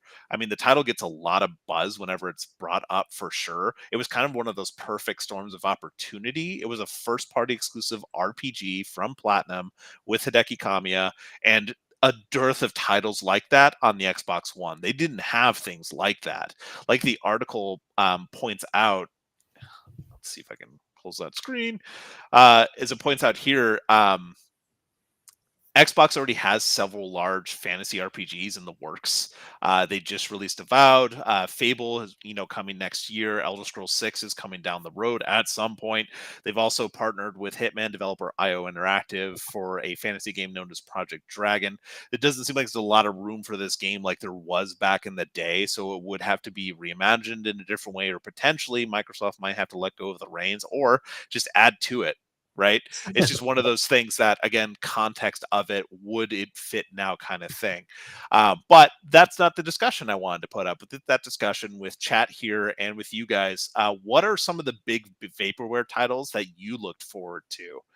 And then how many of those like canceled ones do you believe could still really be viable in today's market? So I'll go first just to kind of get the wheels turning on this. But for me, StarCraft Ghost was one of my like big vaporware titles. I love the StarCraft series. I was really looking forward to the idea behind Ghost because I loved the characters. I love the world building. I love the lore. I really wanted that to be a thing. And we even found out later on, I mean, there was gameplay of this thing, but it just never came out. But for you two, is there any big vaporware titles in your past? And chat, if you have any vaporware titles that you remember, and keep in mind, vaporware means delayed or canceled. There's plenty of games that you could bring up that were delayed, like Duke Nukem Forever. Well, that was a vaporware title. That was a huge vaporware title. Well, one for me that I guess I could call it vaporware, but it still did actually release was, well, the initial concept for what we could have gotten with Remember Me. Now, picture this. Cyberpunk neo-futuristic Paris. He's pitching so hard right now. Exploration like Assassin's Creed. But with hand-to-hand combat built like God Hand. I'm talking customizing your own combos with so many different martial arts styles that she could learn or pick up from hijacking the memories of her opponents. That Remember Me would have been so fucking dope. Yeah, I mean that's a cool rhetorical. Yeah, unique. Very unique. For sure. So that one could definitely sell in today's market. Was there any other vaporware stuff that you were really looking forward to, Ace? Mega Man Legends 3. Fair. Just that's right with that too. That's a myth. It's not real. It's not real. That never left the drawing board. Yeah, like Andre said, another one of mine too, Star Wars 1313. I was gonna say that one too, because like I remember the trailer of that and I was like, I'm not even into Star Wars that much, but that game just looks like a good game, right? And what was the pitch? It was like the same team was doing Mass Effect or something like that. I can't remember. It looked like Uncharted, but set in the Star Wars universe, because it was that like cinematic third person. It was somebody that was like really good, because I remember it was like I had very good confidence that this game was going to be released, and it looked really good. It played. It was really developed by Lucasfilm Games, so yeah, that was before Lucasfilm was gone, and it was published by Xbox Game Studios. It just gave a good impression for what it was. But if you're going to ask me for my unique take, I think if they gave the same treatment to Duke with the way they did Doom 2016, I would love it. You know? Yeah, I mean, for me, it was the cinematics of it. Like, it looked incredible, even for the trailer they did at the time. The little gameplay, like vertical slice they had of it, it did feel a lot like sped up a little bit, but it felt like Uncharted, like cinematic shooting behind cover, run up, getting a little fisticuffs kind of thing. But the idea of you being able to run around like the lower levels of Coruscant and be a bounty hunter and like explore that space and like live in that universe, it really felt like that, and it really sold you on that, even from the little quick trailer you had. So yeah, no, I was big on that. I'm glad you mentioned that, both you and Andre, because that was definitely one of the ones, like a dark Star Wars game, which I thought it was really cool, because it, you know, everybody focuses on Jedi too much, you know, but I like the fact that you're like dark and you're like this like scummy mercenary, you know, like I love that. The other part of Star Wars nobody really talks about. I'm gonna pull up the gameplay if you two had any other ones you wanted to talk about. Yeah, I was just gonna say to chat, like this could be a total rhetorical thing, but like since I played Doom 2016, like I would love to see the same treatment with Duke Nukem, like the same love and care. So I would love the updated gameplay, kind of like what made Duke fun, and also add maybe some sort of like disrespect mode, right? Where like so pretty much Bulletstorm. Yeah, so pretty much Bulletstorm. But what I want to, the way I want it written, God, this game looks good. Look at this. The way I want it written is that I want Duke to be in modern times, but he hasn't changed at all. So he just like, you know why? Because he'd be Demolition Man. Hell yeah, I'd play that.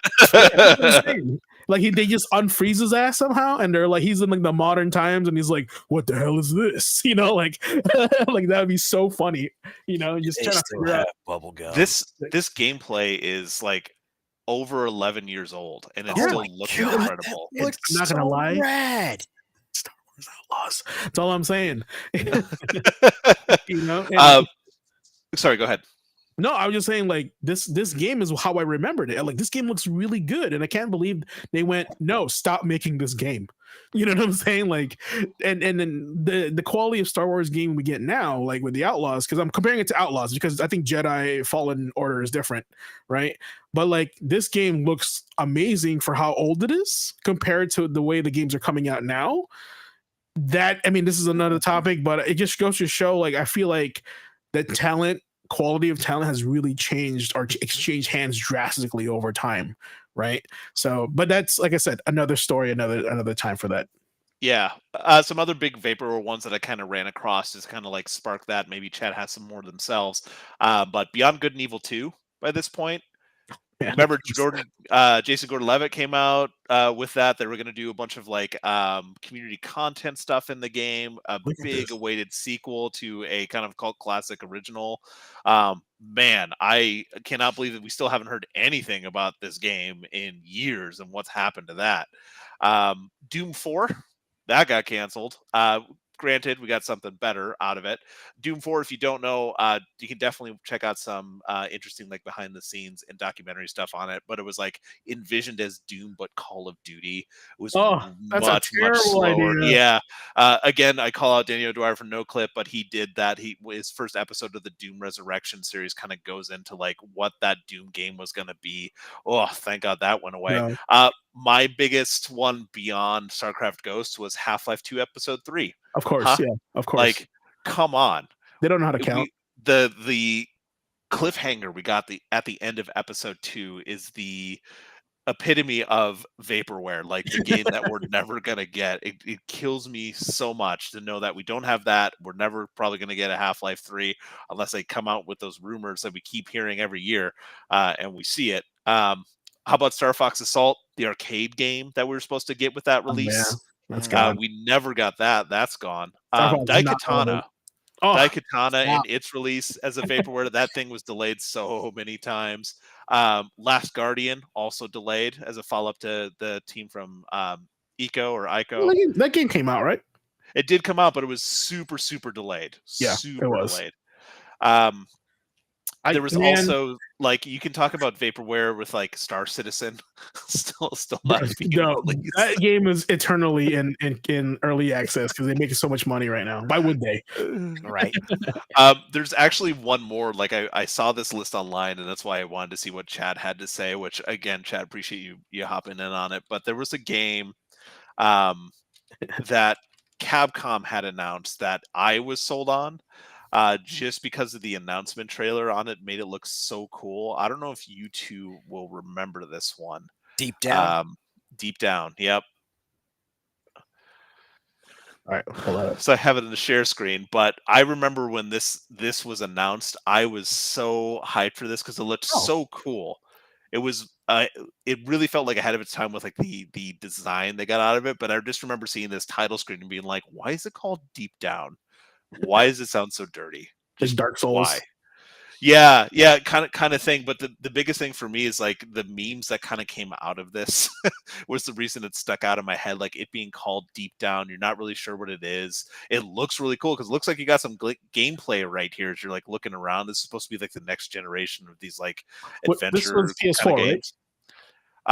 Yes, this was PS4, and this was, if I remember right, the new like I think it was Manta Ray Labs or Manta Ray Engine or something like that. Mm-hmm. I think that was, but just again, the memes that came out of this. But this is one of those vaporware games where it was years, and every year E3 would come along and be like, hey, whatever happened to that one game?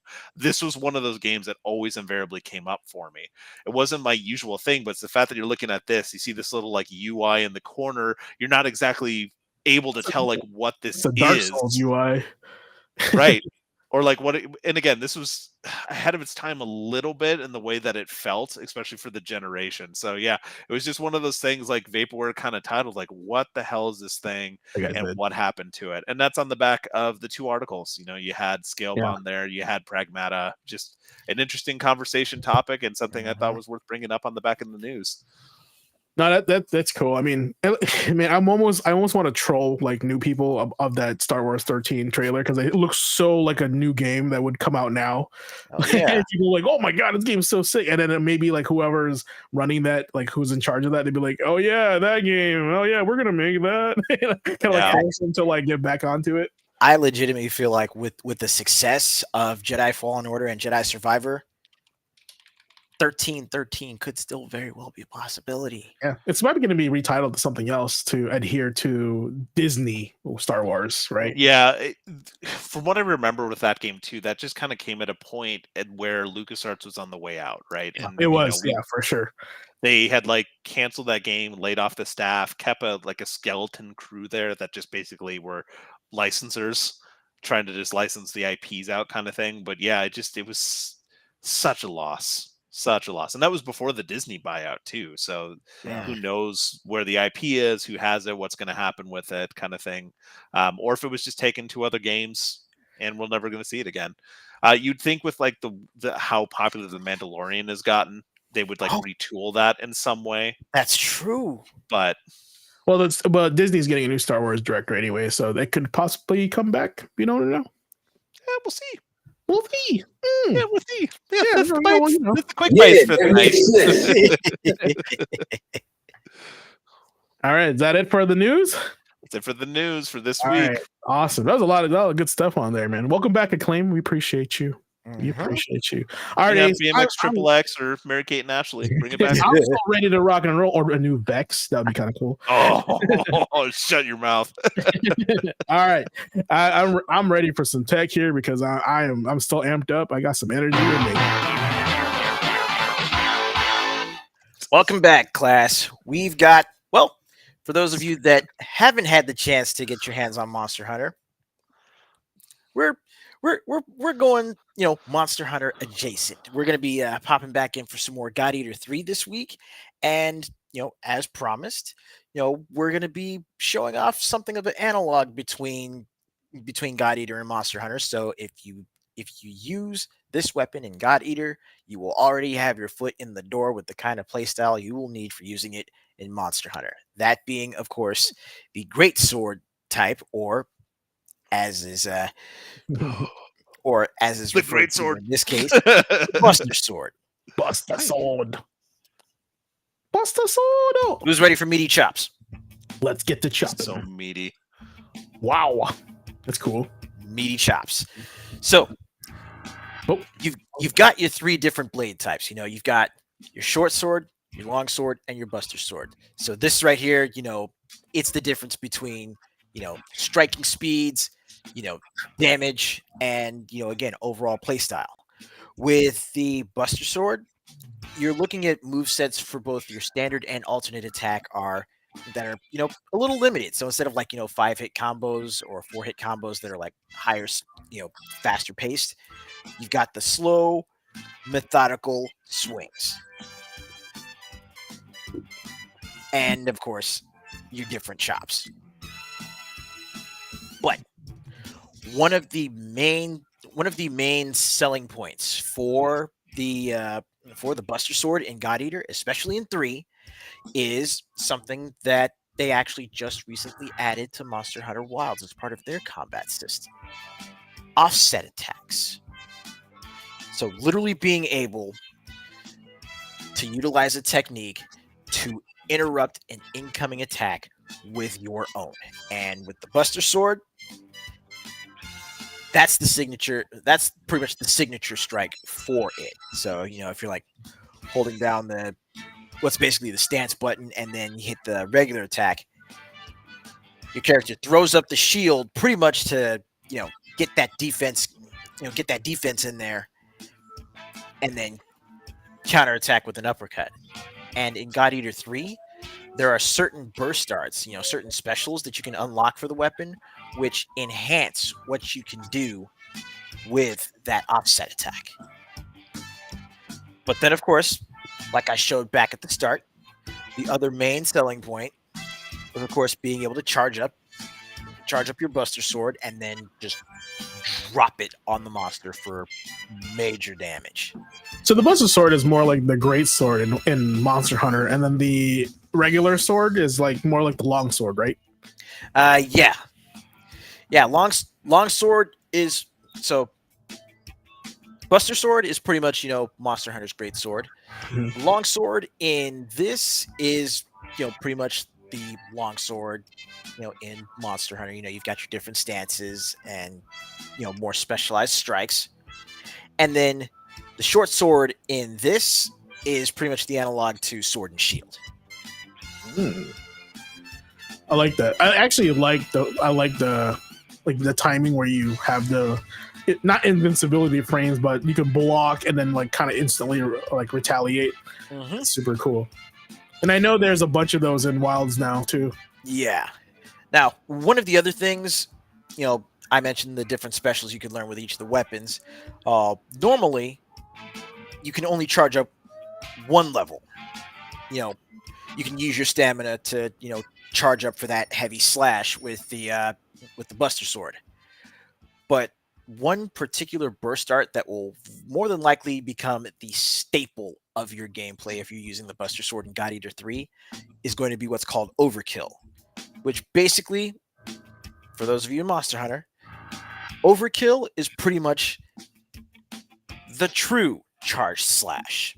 So you use up more of your stamina, build up to 3 levels, and then when you see that thing going red, it's like you're swinging a building by a handle and just dropping it on him. Like a club. Yep. Now, Buster Swords, again, they do more damage per single strike, but also with stuff like that charge slash, it's designed to do heavier damage to monsters that are downed. So if you get a stagger or you get a topple, that's the perfect time to walk up, line up your hits, and while everyone else is just, either pelting them with damage, or while one of your other teammates is charging up their own charged slash, once it's time, just let it all go.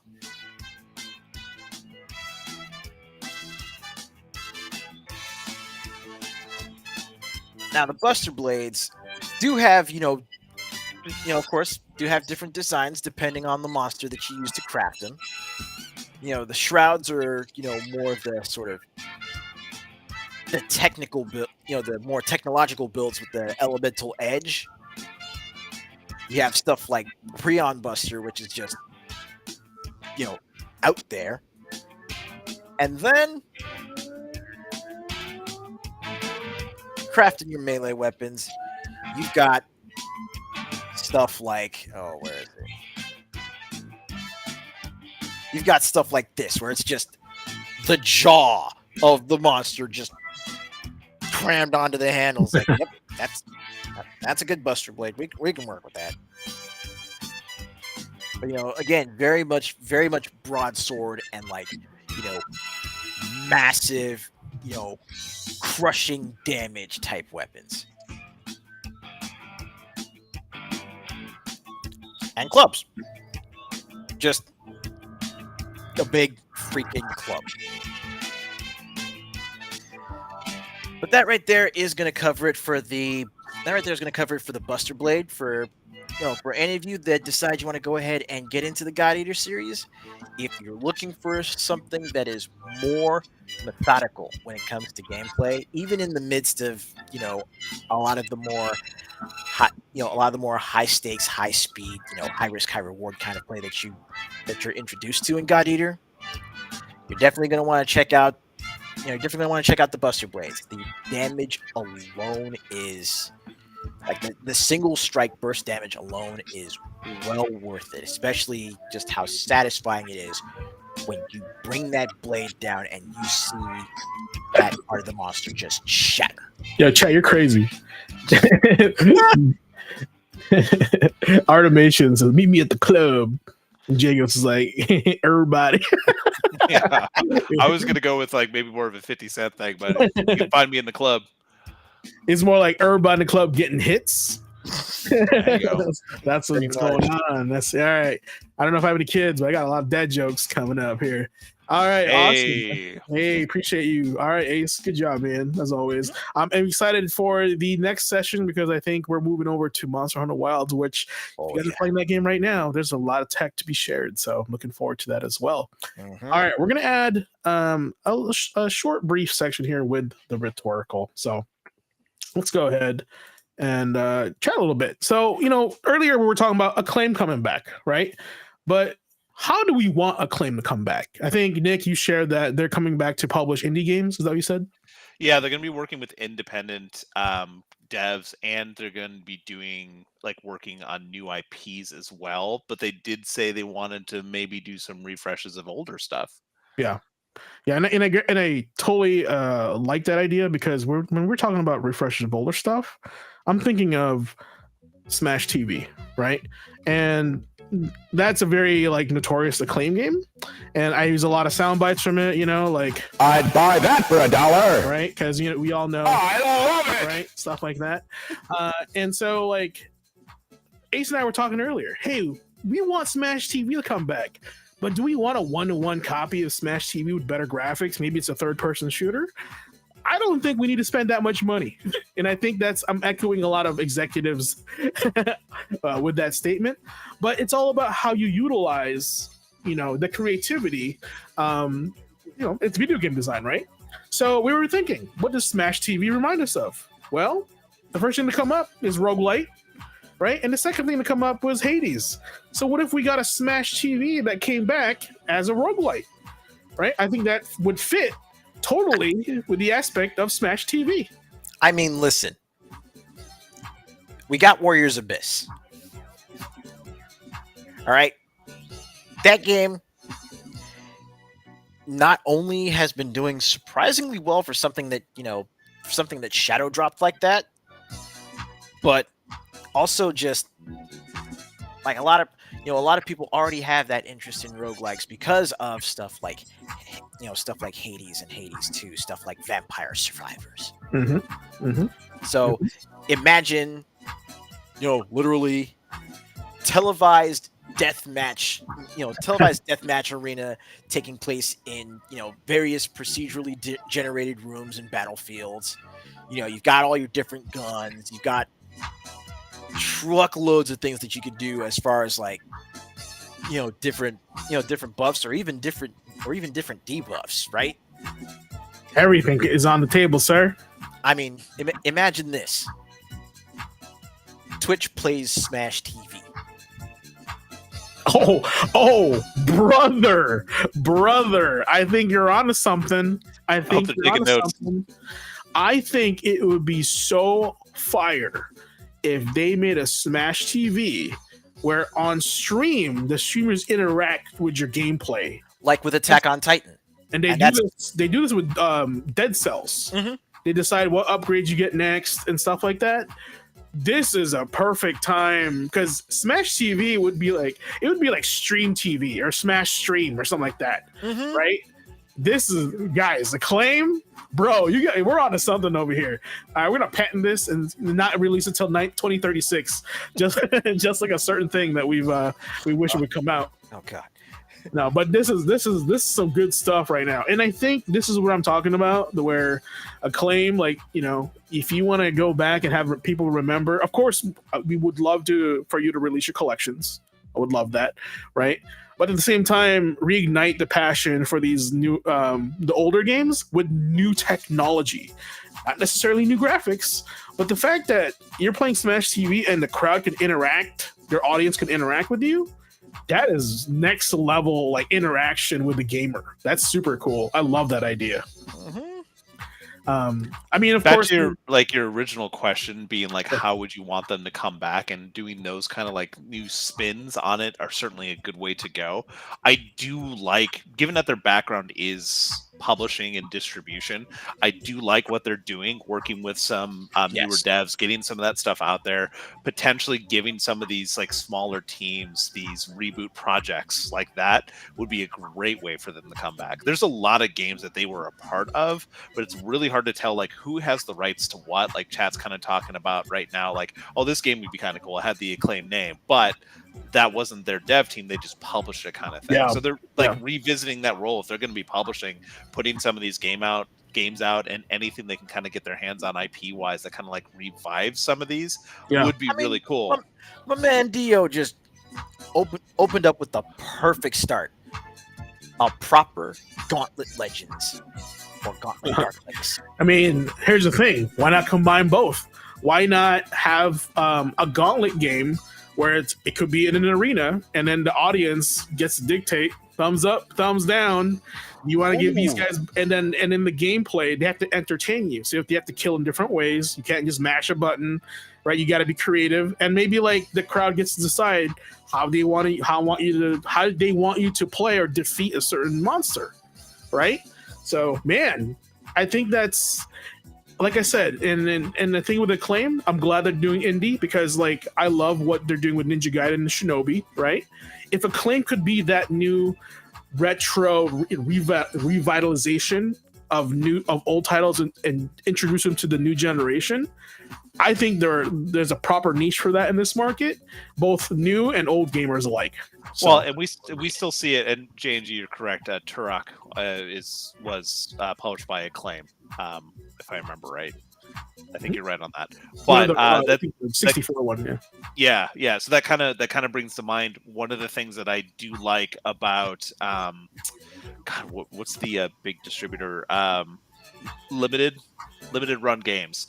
So there's a lot of nostalgia when they bring out these older games, like re-release with newer like collector's editions and stuff, like reviving interest in it. Like ACCLAIM can do that for some of these titles. There's still an appetite for it. One of the things I think of ACCLAIM, and again, this is like, if I take who has the IP out of the equation, I would love to see them bring back Burnout. Like ACCLAIM was responsible for getting Burnout published. Like we've been talking about wanting a new Burnout for years now. Like I would love a new proper follow-up to that as well. Put it in the hands of someone new, someone else who like makes these kind of games. Make it fun. Don't put it just on mobile, please. Yeah, for sure. And here's the thing, like you bring up Burnout, right? I have an idea for a new Burnout game. Make it chariot racing. Oh God! Right, and then make it funny, make it crazy, right? Wasn't there a like a PS2 chariot game? Was like Circus Maximus? Yeah, Circus Maximus. Oh no! Yeah, no, I'm saying. Wait, Acclaim published Crazy Taxi on the PS2 GameCube. There you go, but that belongs to Sega. Yeah, that right, and Sega should be bringing that out anyway. Yeah, that's a thing for sure. I think Crazy Taxi World. I think they're going with that, but still not bad. I mean, it's better than saying because we mentioned Shadow Man Second Coming earlier. They were responsible for publishing that. Don't know if we need a new Shadow Man, but I'm just saying, like, there's that new Terminator 2 game that's a 2D game that's coming out. Yeah, right. Like, there's a lot of possibility with games like that for smaller titles to just be made that's fun and everybody will buy. Like for example, Ace and I were talking about Judge Dredd earlier, like for the Super Nintendo, right? They published that, or well, wait, think about it this way. With the recent announcements and the semi-recent success of the Tony Hawk remakes, Acclaim is also responsible for publishing other extreme sports titles like Dave Mirra Freestyle BMX, SX Superstar, Speed Kings, Jeremy McGrath Extreme G Racing. Yep. And then if they could maybe, like, for example, like, and this is just me like throwing ideas out there, maybe they can revitalize those games in the form of like Skate or Die. Right, where like you can pick, there's a hub where you can kind of go around, and then like each one goes to a different section, and like it's got to be more art, right? Think about maybe what if it had an UI like Persona, but it was all graffiti, right? But that kind of like level of UI though, you know what I'm saying? Like they can take this a matter of different ways. They just got to get the right vision for it, right? It doesn't have to be like $10 million, to be honest with you, right? And like I'm okay with small projects. I think we need small projects to stay alive in this industry because games are expensive. They take forever to come out, and I love small titles to just pick up and play, like Vampire Survivors.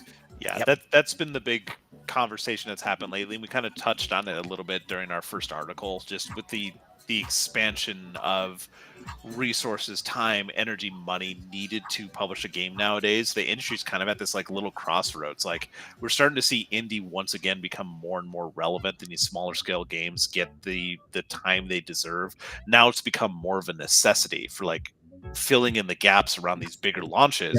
You have more people trying these indie games, even with like, let's be honest, we all have backlogs and stuff, but we still are kind of looking for that next new little thing to kind of quicken out because we're getting older as a gamer generation as well, and we have less time to like dedicate that kind of stuff. I'm still playing the hell out of Metaphor. I don't have time to hop on that every night. Like you said, Vampire Survivors is perfect. I can hop on, play for 20 minutes, get my fix. And hey, if that means revisiting some of these older titles, maybe reimagined a little bit, that this could be a great chance for Acclaim to kind of like get that kind of ground game going. Or again, like how I do Warriors Abyss. I mean, I take breaks. I've literally been taking breaks between First Descendant and hell, I even took a bit of a break from Monster Hunter yesterday and just got in like a quick run on Warriors Abyss, and I was like, okay, I'm good. That was my pick up and put down. So Wargrove's a good one, James. So yeah, the smaller sort of, what do I call them? Fundraiser games. The Kickstarter games? The smaller, fundraiser games that, keep interest not only in, the hobby, but also helps keep the money, also helps keep the income coming in that can go towards the next big tentpole project. Yeah, and I think like the key here is not to be able to just limit it and shoehorn it into mobile, right? Because we all know that it's cheaper to do it in mobile, right? But at least the margins are a lot higher. yeah, exactly. But I'm just saying that it's a tough call. Like for example, there's a new Suikoden now. It's got mentioned, and it's for mobile. right? So and my friends were posting it on my chat, and they were like, "Dude, new Suikoden game, awesome! It's got the OG graphics." I'm like, "Yeah, it's mobile." They're like, "Fuck!" Like literally, that was their response. They're like, "Damn it, I don't want it to be mobile." Then I told them that there was a remaster coming on. They didn't even know about that. Now they got excited for the remaster, you know. And so tell them next time they ask about that to tune into the show then, because we talked about it, man. And we love it. Yeah. We'll bring it up sometime. But yeah, that's bring it up constantly. That's the feedback that I got from them, and you know, it's stuff like that. And Acclaim, honestly, I hope you become the new way forward, like the new like indie, smaller, you know, studio that like people love your stuff. Like I was as much as I want these studios to be like who did Cuphead, like MD Theory or something like that. Can't remember. MDHR, like those guys, man, they put their houses on liens because they were so passionate about getting that game done. And man, that thing belongs to the museum. You know, that's exactly, that game is great. Same thing with Ban and Rudis and the team that he was working with for River City Ransom Underground before they moved over to Way Forward. Yeah, and that's what I'm saying. Like Way Forward does a good job of like, you know, finding this talent and like, hey, I see a great potential here, right? And I hope Acclaim just you know, finds its like portion in the market, because I know the market's so saturated. But I would love for them to find their niche and run with that niche. Like, you know, that's what they're good at, you know, and we just don't know what that's going to be just yet. But I didn't see the PR person post on X today, and he did drop Wizards and Warriors and Tiger Heli on his post. So hopefully we get a new Tiger Heli, even if it's like a smaller title, a shmup. That'd be super cool. But Wizards and Warriors, boy, I never thought I would heard that. And if you heard today's intro song, the intro song to the podcast was the Wizard and Warriors theme for the first stage. So that should bring you back as well. But yeah, Acclaim, welcome back. It's a rat race out there, friend, but that's good to see you. That's all I got to say about that. What about you guys? Yeah, I agree. Welcome back, and thank you for your service. Thank you for the memories. Let's go. Yeah. I'll be really interested to see what they end up doing. And again, it's like great that they have this drive to fill that void, but publishing isn't the issue so much. Like a return to form for like indie publishing, that kind of thing, getting the word out. Like that's where we could use some revamping and stuff, and hopefully they fill that gap more than anything. Yeah. What was it? Artimation? Yeah, I think they brought that up. They're doing a Comic Zone. Sega's handling that for sure, along with their, like, you know how Shinobi's coming out and a new Crazy Taxi. They're on this campaign of bringing back those old titles, but Sega's handling Comic Zone for sure. Yeah, I mean, they're not just putting it in their Yakuza games anymore in the arcades. Right. Bro, I think it's so cool as an added value that you can play these old games within the game. Right, dude, but that's one of the reasons I bought those games for that reason. I can go play Super Hang-On anytime at the Sega store. Cool. I think that's such an undervalued love for these developers to put that in. They don't have to. Game. It's the whole game too. It's not like a level. It's the whole game. It's not a demo. Yeah, it's legit. Like the ROM is in there or something. Mm-hmm. It's great. It's beautiful. So no, that's wonderful. Like I said, Acclaim, welcome back. I embrace you with open arms, these 33-inch arms. Arms wide open. It's not very big, not very long, but all right. Anything else before we close it tonight? Man, tonight was fun, super packed with a bunch of details, and the topics were great. And now, now you got me thinking of I want to bring some people on the show to kind of get their input on this, because I know I have a few people that are really want to be vocal with Magic the Gathering lately, because there's been more outside IPs of Magic the Gathering coming into Magic the Gathering, and they're not loving it. Oh, okay, yeah. Like Final Fantasy 7? Yeah, they're just like Final Fantasy, Spider-Man, and they're like, next year we're getting SpongeBob, and they're like, dude, we're not even getting in-game Magic stuff. We're getting so much more outside Magic characters and themes, and they're kind of frustrated with it, because there's nothing like playing a game of Magic and pulling out your SpongeBob commander to go cast a spell on it. Wizards of the Coast is basically, doing with Magic what Funko literally. And the sad part is that's where they do make a lot of their money, is because it's bringing new people into the game, right? But the purists, the ones that have been playing it for a while, they're just like, man, I feel like you guys are ignoring us, right? So it's been more obvious than lately, because like they've announced Final Fantasy like a set ahead versus like the one versus the next set that's supposed to come out that's in game. So they're just like, okay, I see where your priorities are, right? So they're kind of worried about that. So, and they also jacked up the price on the Final Fantasy pack. So it's rough. All right, let's close it out for tonight. I got let's see, just track here, something fun. All right, and let me address the chat here. All right, hey class, that's a wrap for class 22 for the GQAzndood Gaming Academy. Appreciate you guys as always. Tonight we hit all the right buttons: A, B, select, start. We took a joyride through this week in gaming history with the Nintendo Switch launch, proving that sometimes the best things come in handheld packages.